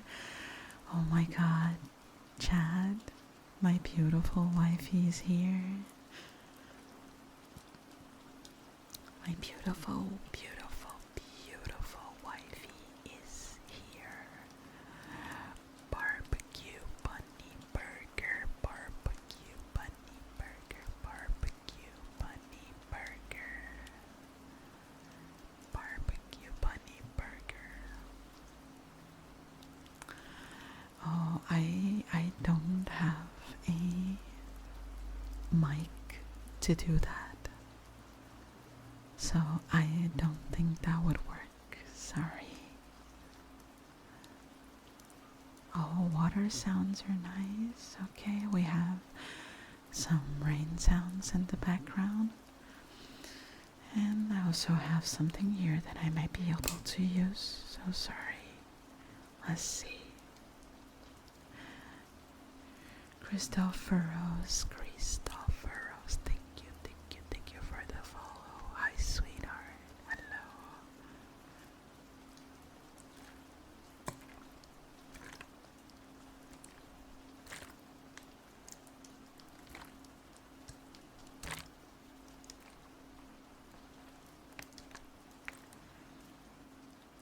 Yes, I need to get more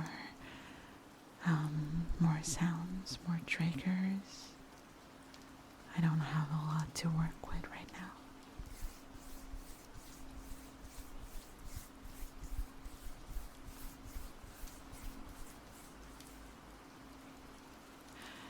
Hello, hello, also GD, also GD, also GD, also GD, also GD. Oh. Thank you for the follow. Thank you for the follow. I like your ASMR and your voice sounds amazing. Oh, thank you. That's so nice of you. Thank you, thank you, thank you.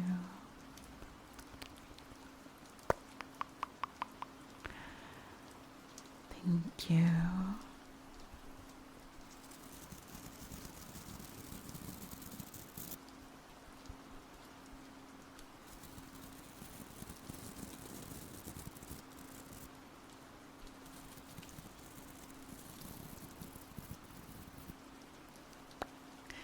Kid Fudge 5. Kid Fudge 5. Hello, hello, hello, hello.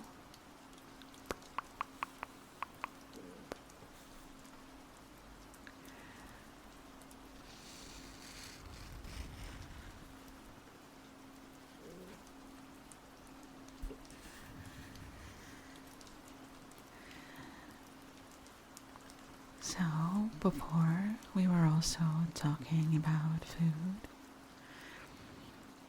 We were talking about our favorite foods. I was telling Chad that I had a burrito today. I love Mexican food. Tacos are my favorite. Sushi as well. And I also love pizza, you know, especially pepperoni pizza. Pepperoni pizza. Pepperoni pizza.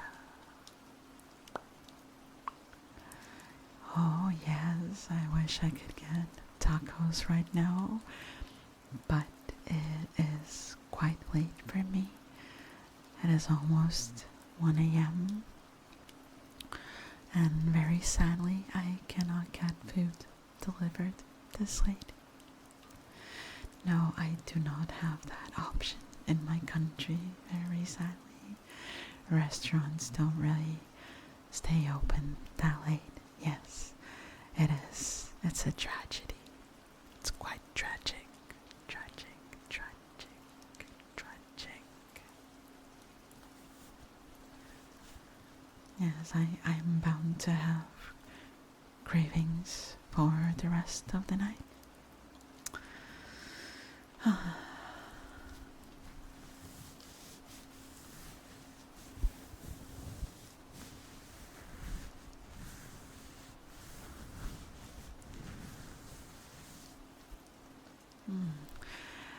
Time zones are such a crazy thing, you know? As crazy that it's almost 1 a.m. here, but elsewhere in the world, some people are having their afternoon coffee. They're just getting out of work. That's quite a crazy concept, you know?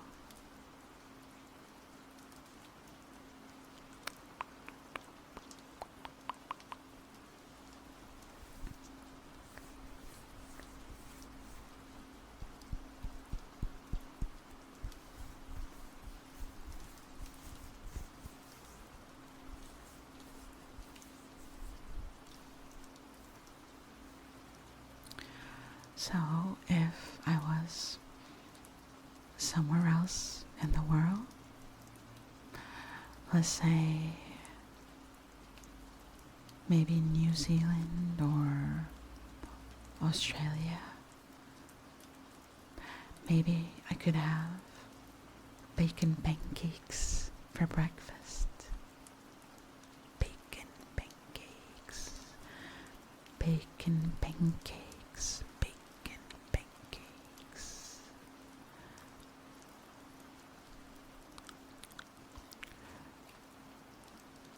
Yeah, exactly. That's quite crazy, you know? That's really crazy.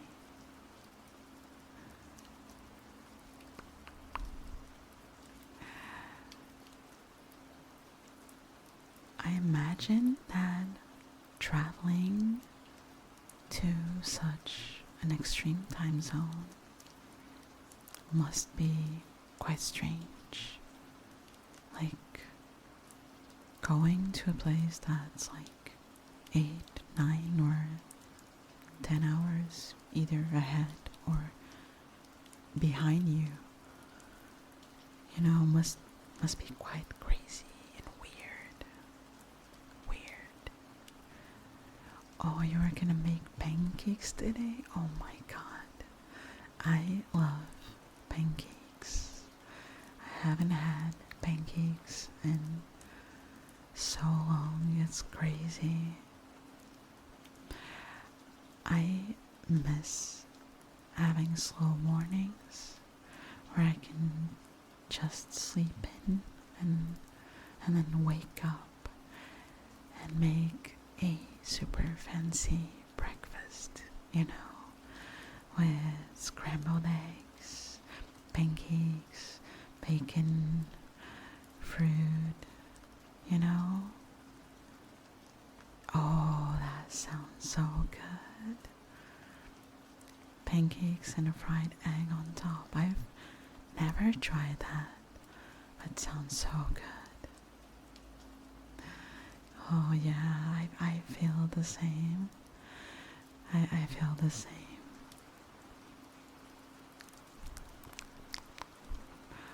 Oh, I don't know if I should call you that. Like, are you really a good girl? Hmm? Have you been good today? Don't lie to me. I can see through you.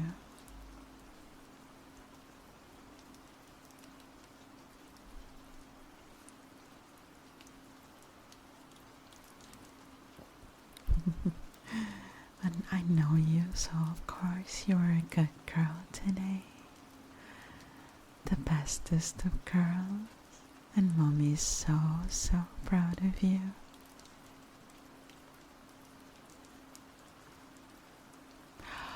Oh my god.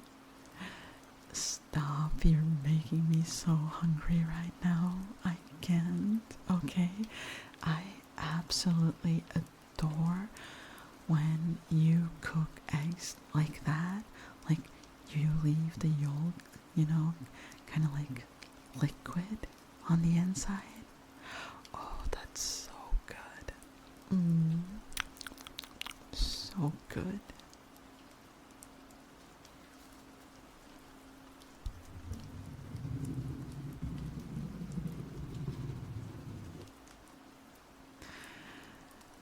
It's funny because I have talked to people, and some people think that it's not okay to eat eggs like that.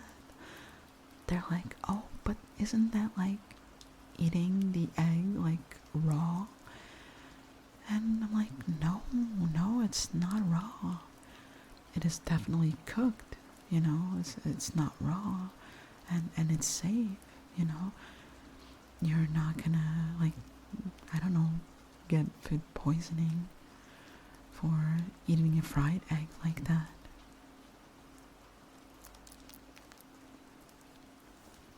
Oh, you should get some food.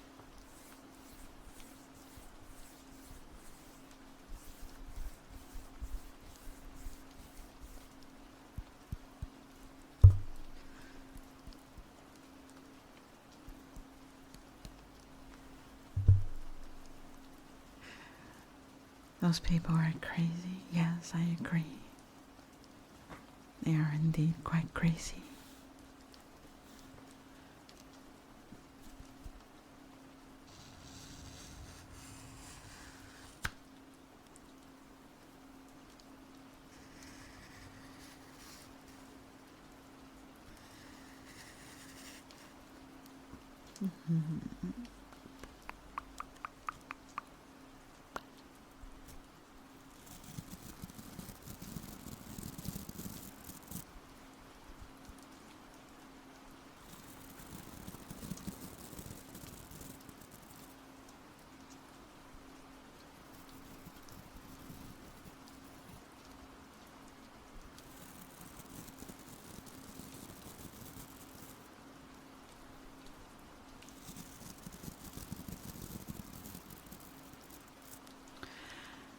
I should get a hairbrush. Do you guys like the sound of a hair being brushed? Because to me, it's one of the tingles that, like, one of the triggers that works the best for me is a hairbrush. The sound of brushing hair just like gives me chills. It's really nice.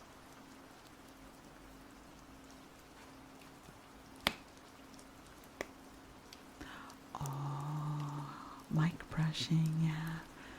Yeah, I need to get a paintbrush. Yes, I can try it with my fingers, but I'm not sure if it's gonna work. Let's give it a try. Oh, actually, I have something better than my fingers. Hold on.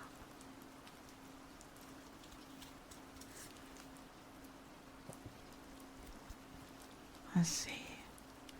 How about this?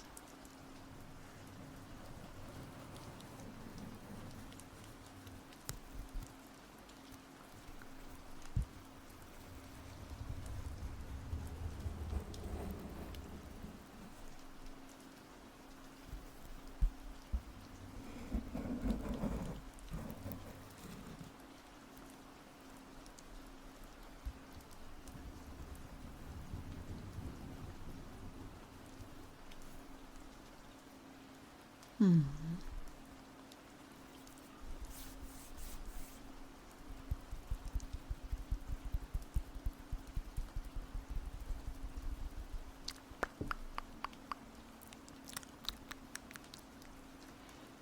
There's still a lot that I need to learn and I need to explore.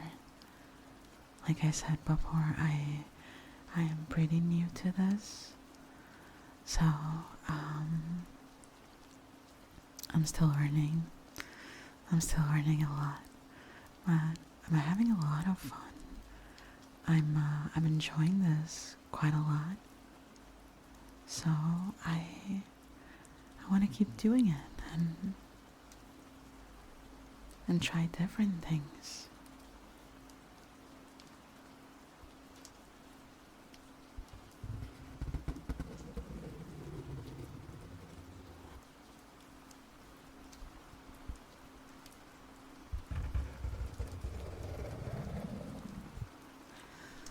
Oh, thank you. You're so kind. Thank you, thank you, thank you. Oh my god, that's my heart. That's so cute. Thank you, Christopherus, Christopherus, Christopherus. You have quite an uncommon name. May I ask, like where you got your username from? I'm a cat girl, so therefore I am extremely curious.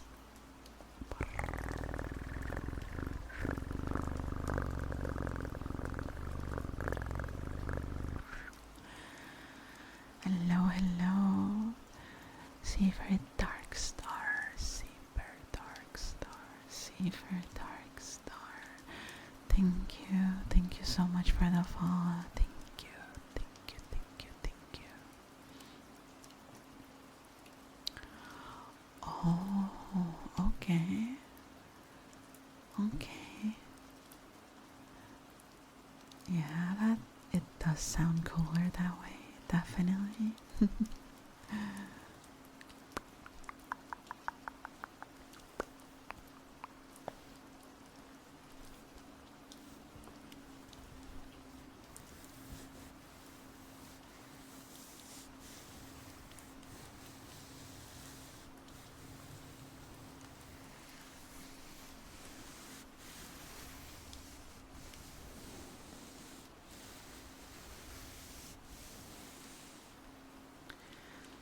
Yeah, well, that's understandable. I I wanted the name Moon for myself, so I feel your pain. I feel your pain. So I had to go with Moon VT with 2 underscores, which leads to a lot of confusion when people try to shout me out, because more often than not, they forget one of the underscores and then they end up shouting out someone else. It's my karma.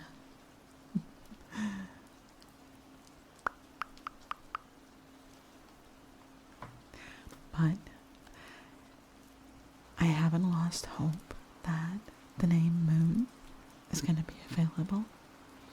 I'm on the lookout for it, and I plan to snatch it for myself. Just watch me. Thank you. Yeah, I love those 2 names. I have been called them before. I've also been called Tsuki by my Japanese friend. Yeah, it has been my name for quite a while, so when I started streaming, it didn't make sense to go with anything else.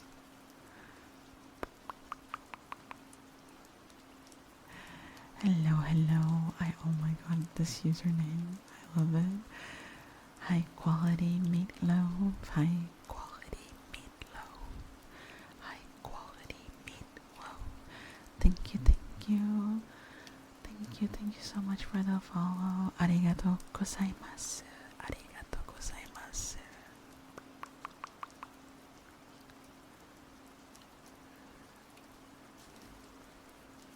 Okay, I shall call you Meatloaf. It's that's a lot more simple and shorter. Meatloaf. I haven't had meatloaf in quite a while.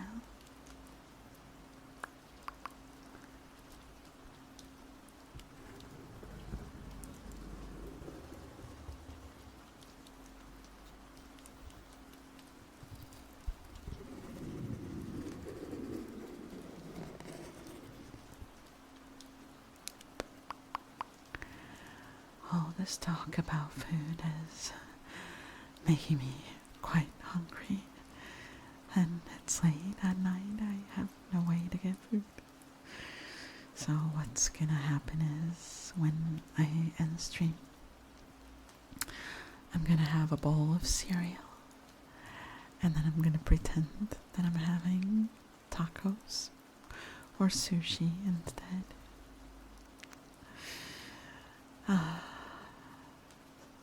So sad.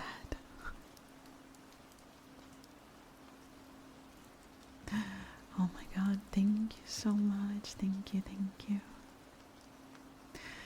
Yeah, snacks are indeed good. The thing is, I'm a binge eater, so I avoid having a lot of snacks in the house because I know I'm gonna destroy them. And yeah, my body's not gonna like that because it's gonna get fat, and we don't want that, right? We want to be healthy, yeah. Cereal is bomb, yeah. Okay, cereal is my favorite comfort food. Whenever I'm feeling sad or depressed, cereal is my to-go food.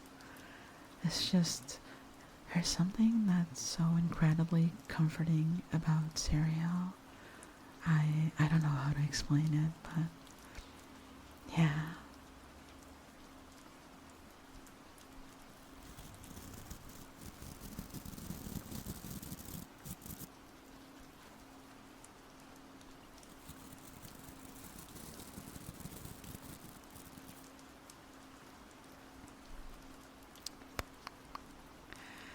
Hello, Saber J716.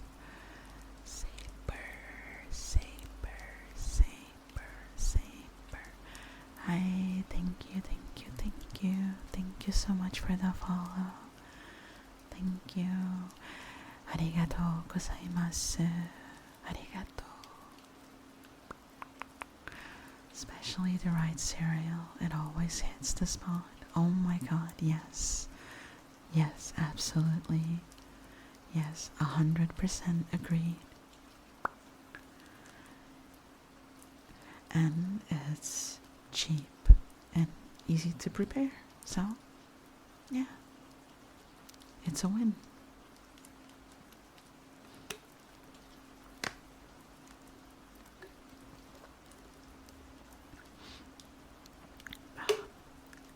I'm sorry. I have a plastic water bottle. I need to get a glass one so you don't get these annoying little noises whenever I drink water.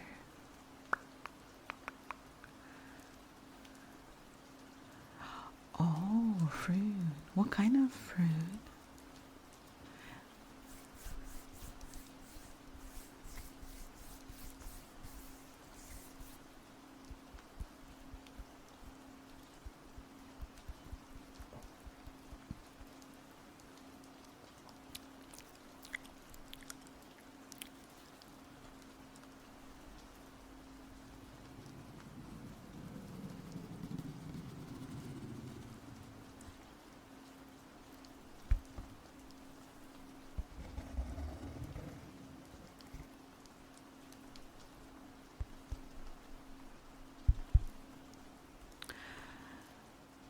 I myself personally like bananas a lot.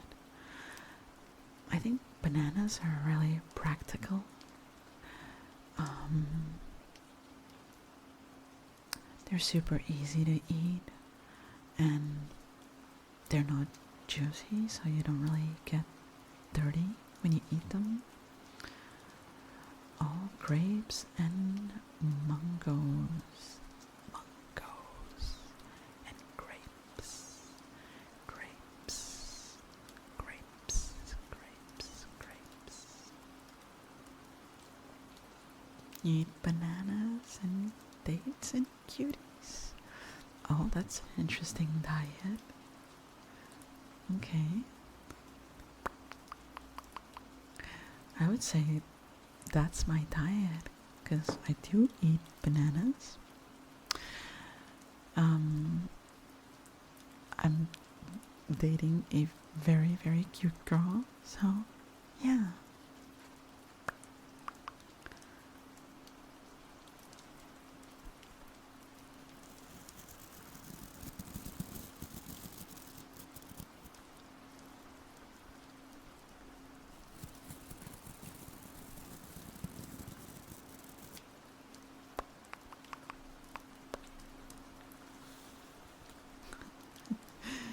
Thank you, thank you.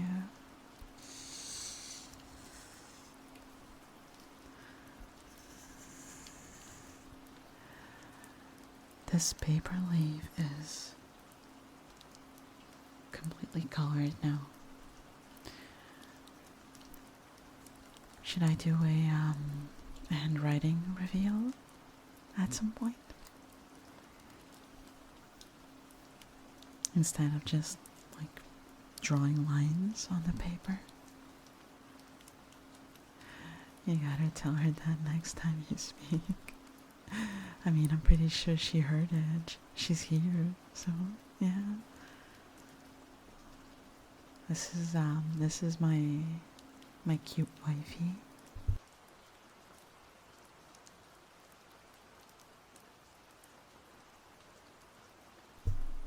So, if you don't follow her yet, go check out her channel. She is such an amazing ASMR artist. And she's been an inspiration for me to do this. And I hope I can only get half as good as she is one day. But yeah, that's my cutie right there.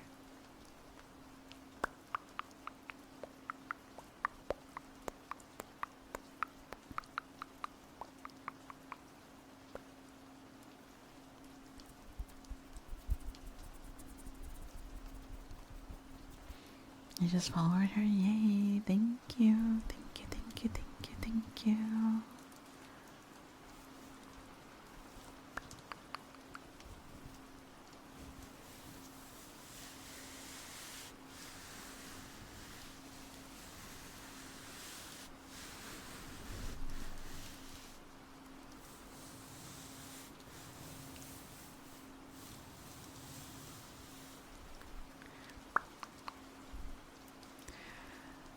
So, I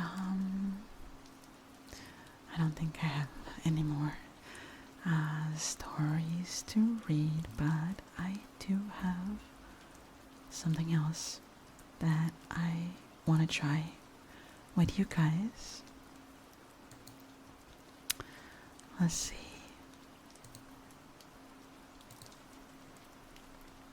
So, this is supposed to be a relaxation slash hypnosis script. I don't even know why I have this here, because this wasn't supposed to be on the stream. But yeah, it's here. So how about I give this a try? I think I'm gonna do that. Yeah, let's give this a try. Okay, let's see. So there's a knock. Knock. Yes, come in. Oh, hello there. You're the 3 o'clock appointment, yes?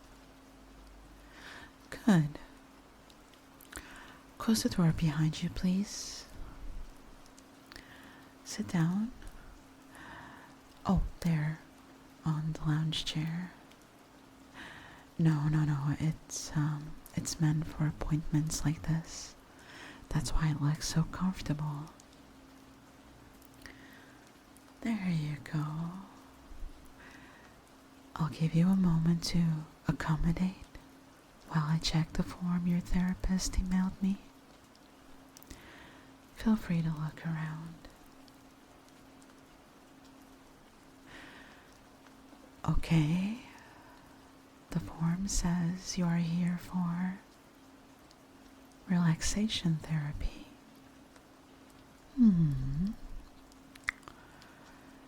Your therapist noted your anxiety issues and rapidly changing mood. Completely understandable. Everyone wants to do so much these days, don't they? Never enough time to rest. Always rushing about. Kind of like ants in a colony, I say. Oh, you think differently? That's fine. Everyone has their own opinions. Your therapist has scheduled you for a 1-hour appointment. So, we won't go into anything too strong today. I usually start with simple relaxation methods the first few appointments. Did you have anything scheduled immediately after this, by the way? Oh, I see. Well, then I'll be sure to make our time together count. You've been checking the clock every few seconds since you arrived. Are you curious about it?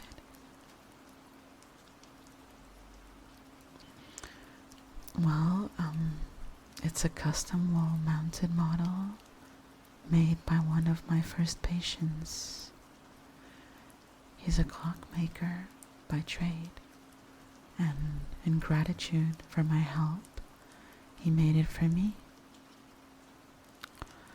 He specializes in making clocks with stronger or softer sounding ticks by putting small bits of quilt in the right place. I prefer a softer one when I work myself. Okay, the form looks good. Before we start, let me shut the curtains by the window. Most of my patients find a darker room helps them relax, like when they turn off the lights and go to bed.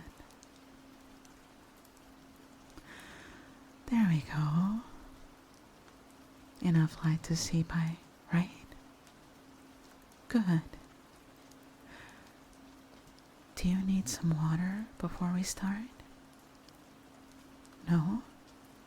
Okay. I'll sit down over here. You just stay in that chair for me. Why am I sitting in a different kind of chair? Well, it's a way I keep myself focused. If I feel as comfortable as you, I am more likely to make myself feel the same way you do. And that won't be helpful here. What am I going to do to you? That should be obvious. I'm going to help you relax. There are different ways I can do this. Guided meditation, conversation, hypnosis. The list is quite long. Yes, I said hypnosis. You acted like you knew what that was.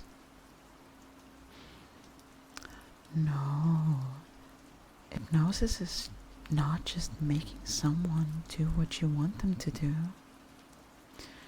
You can't hypnotize someone who doesn't want it. That's just in fiction. Real hypnosis is something everyone participating agrees to. If you don't agree to being hypnotized, tell me now and we'll use another method.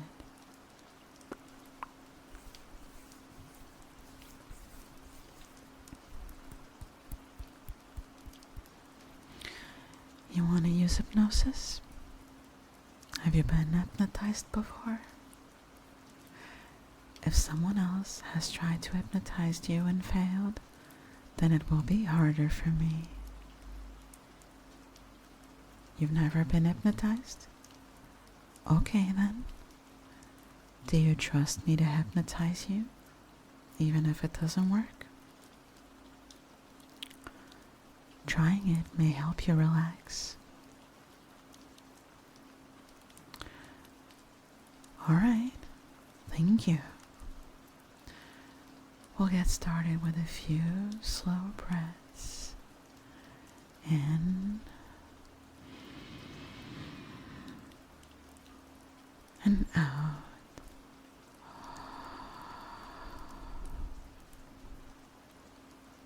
In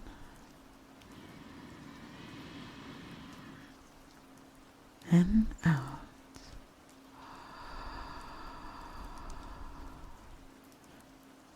Simple, right? A nod is fine. You don't need to speak. Just breathe. In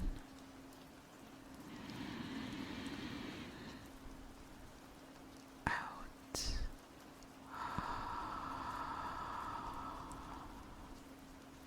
In out.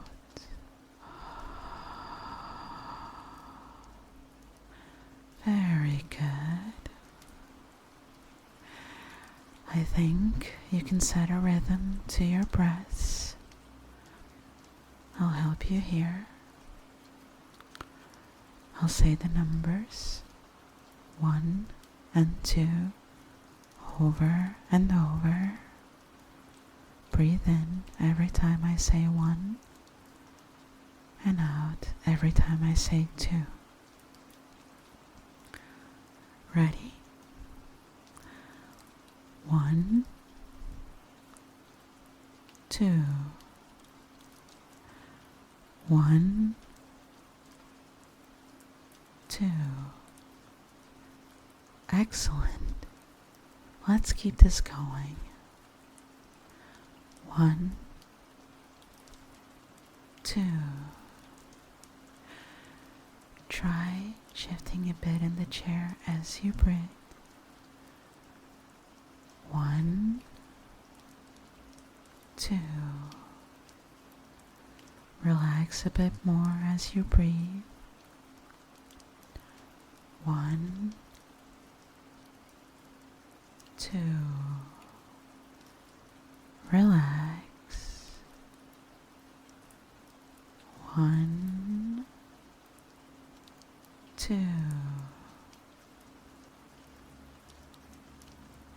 1, 2. Can you keep the rhythm going by yourself? Repeat those numbers in your mind. Relax. Relax. Remember those numbers 1 and 2. Easy to remember.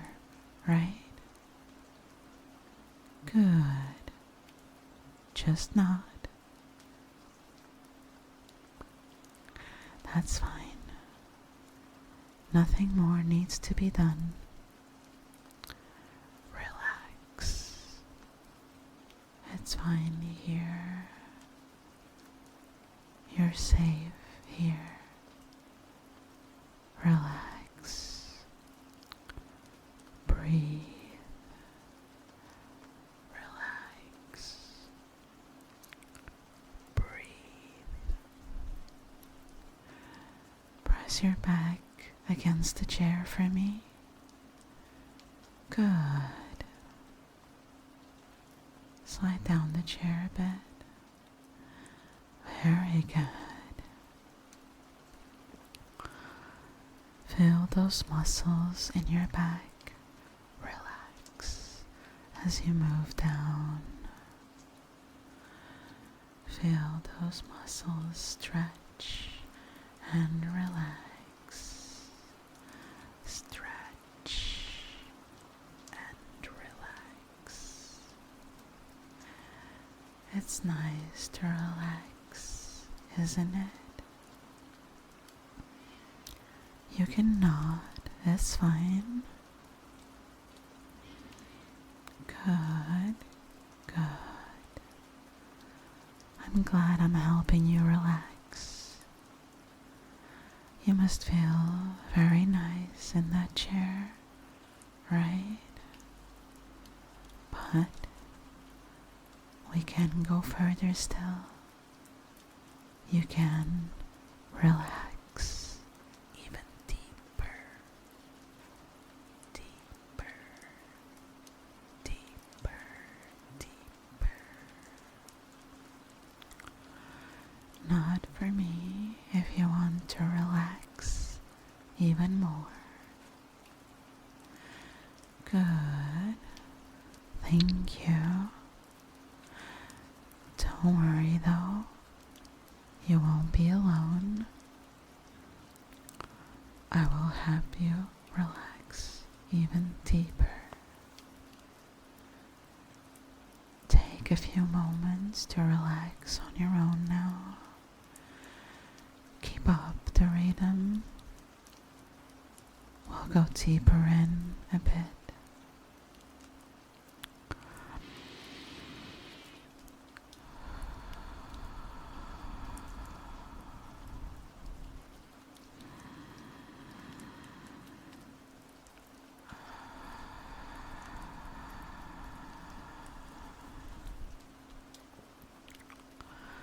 Alright, let's continue. Keep your eyes open, please. Listen to my voice, but now also listen to the clock on the wall. You remember it, right? Yes, the same back and forth noise it always makes. Tick, tock, tick, tock. Always going, never stopping, tracking each time it repeats itself. There are only 2 sounds to the clock, just like the 2 numbers to your breathing. 1, tick, 2, tock. 1, tick, 2, tock.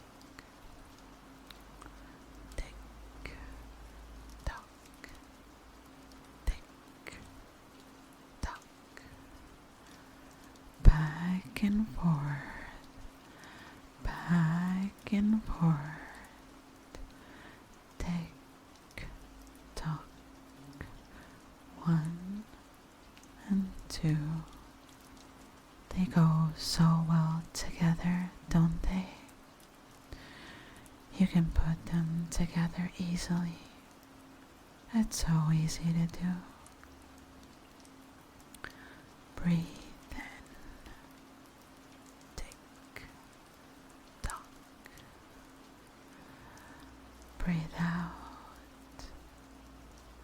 Tick tock. 1. Tick. 2. Tock. Back and forth.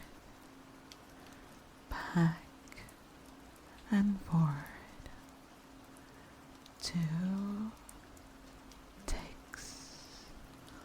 1. Breathe. 2 ticks. 1. Breathe. Very good. Just relax.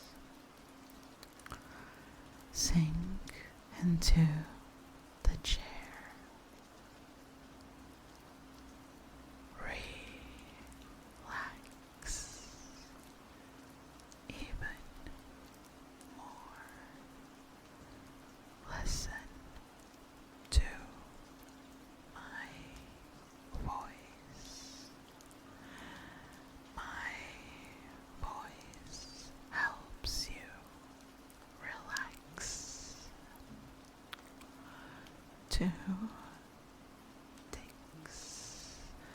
1. Breathe. 2 ticks.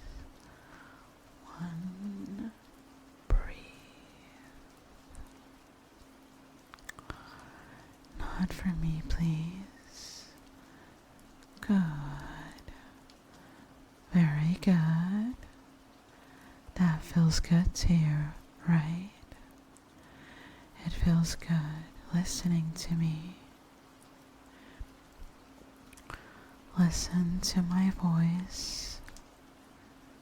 My voice is helping you. My voice is relaxing. Relaxing. Your back is relaxed now against the chair. Let it move up to your shoulders. Every breath and every tick relaxing you more. This is making you relaxed. It's making you happy, and that's good. That's what you wanted here. That's what you want me to do for you. Keep the rhythm. 2 ticks. 1 breath. Let your arms slide down as your shoulders relax completely. Let your arms lose all their tension. The muscles relaxing and resting in safety. That's good. That's right.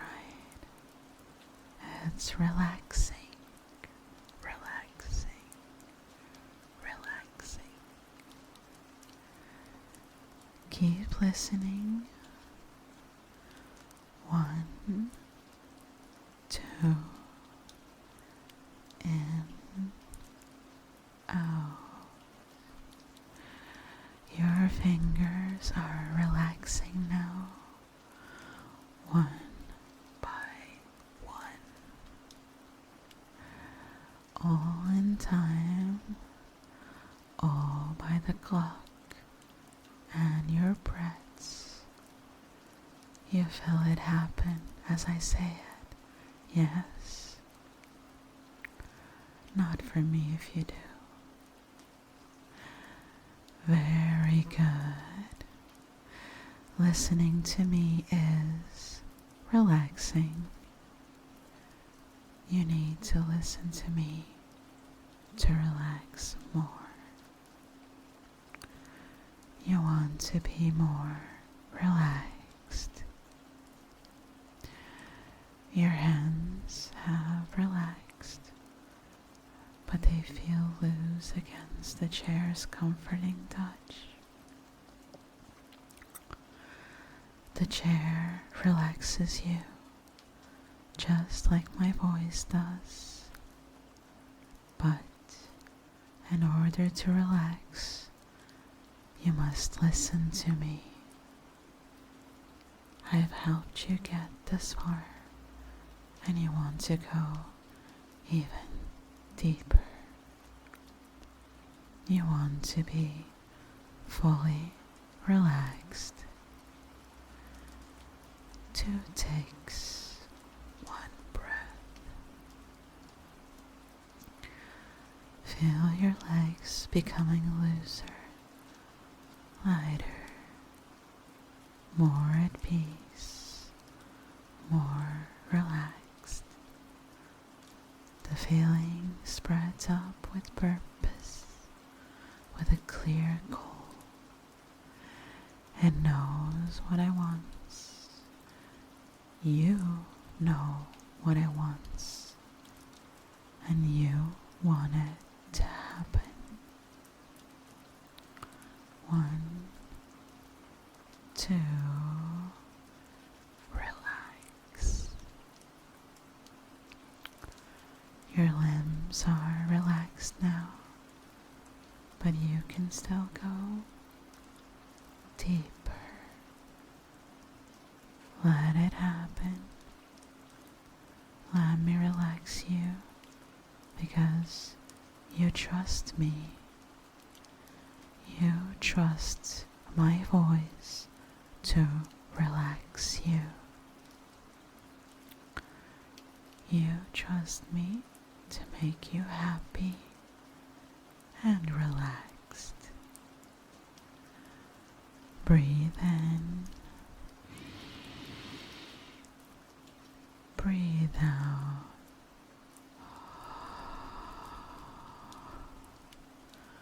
We're almost there. Listen to my voice as we go into the final step. Your eyes are still open. That's good. But now I need you to relax them. They've been open for so long. They are strong, but they want to rest. You want to rest. I will now count you down from 5, step by step, and each step will relax you even more. 5. All your limbs are resting as you breathe in and out. 2 ticks to 1 breath. 4. Your eyes hang open, but you feel them grow heavier. 3. 2 ticks, 1 breath. Your eyelids are drooping, trying to stay open, but slowly giving in to my voice. 2. Your body is so calm, so at peace. That's what you want. That's what I've done for you. 1. So very, very close now. Your eyes are barely open now.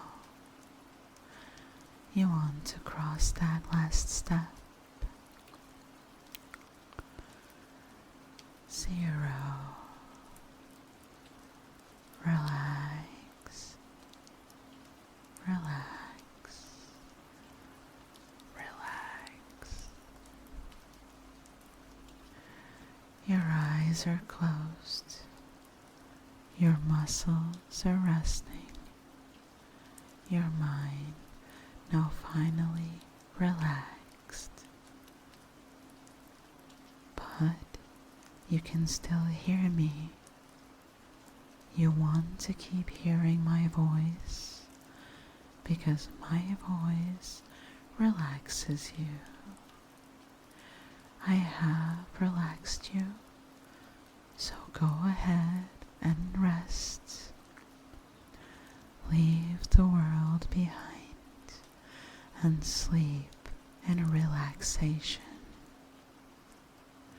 And as you do, you will continue to hear my voice whisper in your ears, the voice that relaxes you and makes you happy. You will hear everything I say while relaxed. Not for me. Very good.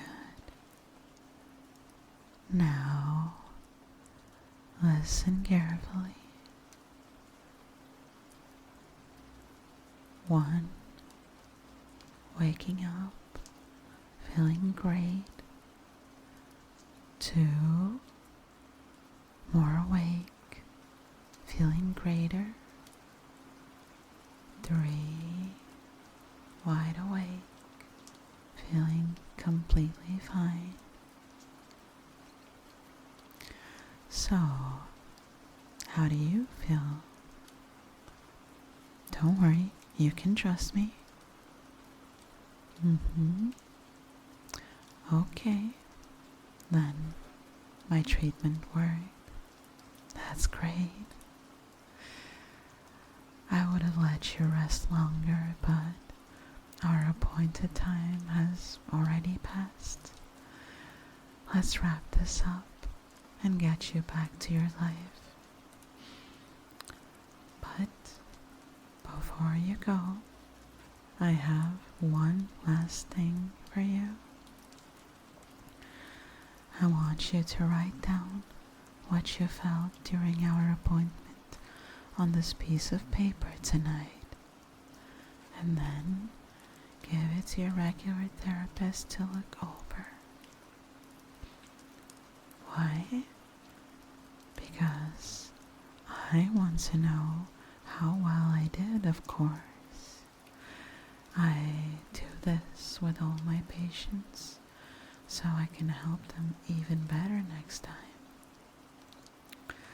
I am here to help you. Remember? Thank you.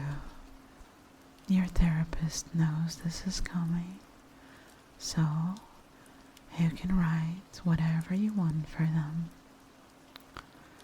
You can trust them to understand what you say, just like you can trust me to help you again. Yes, I would be very happy to help you again if you want it.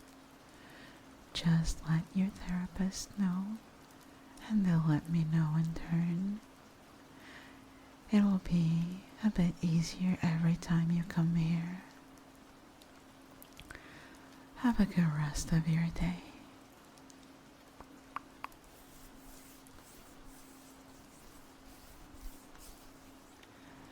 So, chat, have I managed to hypnotize you all?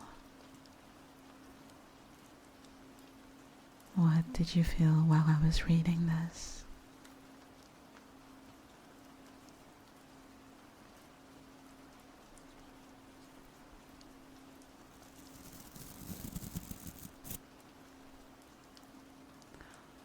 It was, really?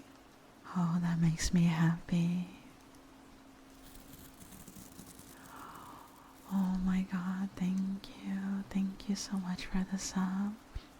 Mm. Christopherus, thank you, thank you, thank you, thank you for the sub. Thank you for the sub. I'm so happy you enjoyed it. One of the reasons why I have wanted to do ASMR was precisely this. I do have some knowledge of relaxation techniques. I am a level 1 Reiki user, so I wanted to bring that to my ASMR streams, but I wasn't sure how people would react to it. I wasn't sure that's what you guys wanted, so if this is something you want to see in the future, then this is something we can explore. It was cozy. Oh, that was nice. You felt that peace, like you were meditating? Yeah, yes, that was my intention. That was my intention.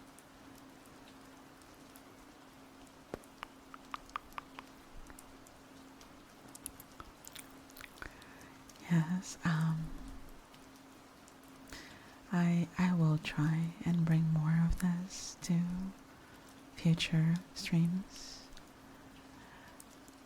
It's definitely something that I enjoy doing, and it also helps me because I do suffer a lot with anxiety, and this actually helps my brain slow down. And it's funny because there's not a lot of things that can make my brain slow down. That is one of the reasons why I'm an insomniac. Is because no matter how tired my brain is, my body, not my brain, my body, my brain never quite shuts down. So I have a lot of trouble falling asleep and staying asleep also. I tend to wake up at least 2 times a night. So yeah, this is actually very, very good for my anxiety. It also helps me relax and makes me more calm, I guess.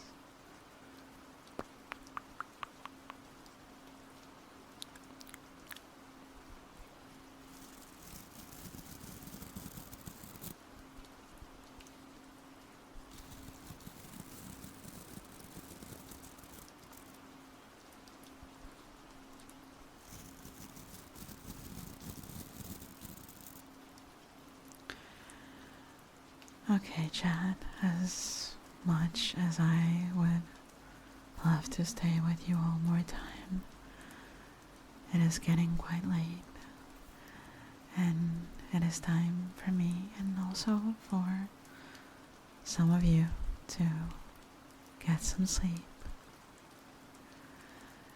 You have to leave now too? Oh, okay.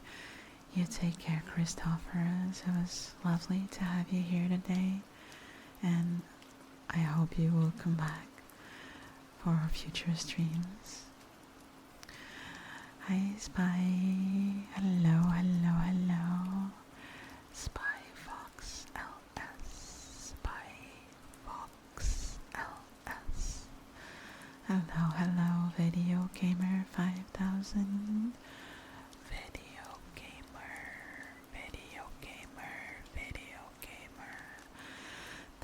Thank you so much for the follow. Thank you. But yes, um, as much as I would love to continue this for longer, I feel like it is already quite late and it's time to let my body and my brain go to dreamland. But before I go, let me send you the Discord link, because we have a lovely community on Discord. So if you wish to join, you would be most welcome. No, thank you so much for coming. Thank you, Elle. Thank you, thank you. It was my pleasure to have you all here. Thank you. I'm glad I could provide you that. Thank you. Oh, thank you, Drea. Thank you. Okay, let's give you guys the Discord.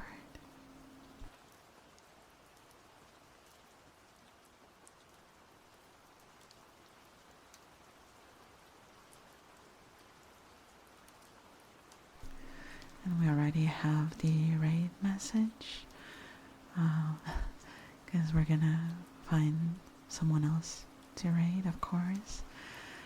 Let's continue the chill, cozy, relaxing vibes. Enjoy the non-taco cereal. Thank you. God, taco cereal does not sound very appetizing. No, no, no. Okay, so it is time to find someone to raid. Let's see. Let's see who's doing ASMR right now.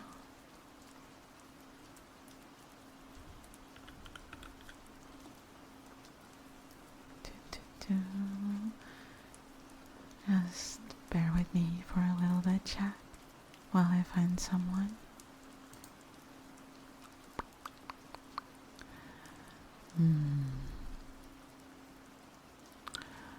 We want some comfy vibes, right? Right. Comfy vibes, comfy vibes. Comfy, comfy vibes, comfy vibes. Comfy vibes, comfy vibes.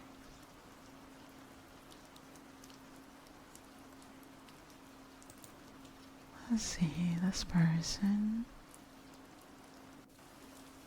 Oh. Oh, they're AFK. Oh, this is sad. Oh, baby, I'm so sorry. I should have been with you hours ago. I'm such a horrible girlfriend. Such a terrible girlfriend. Will you forgive me, please, please? Do.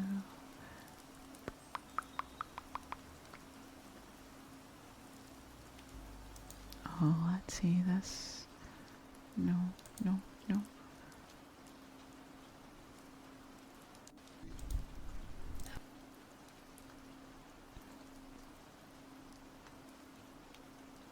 Let's see if this person is back. Because they're a Catboy too. Oh, they're back. I'm back. They're back, yay. Okay, let's create the raid now.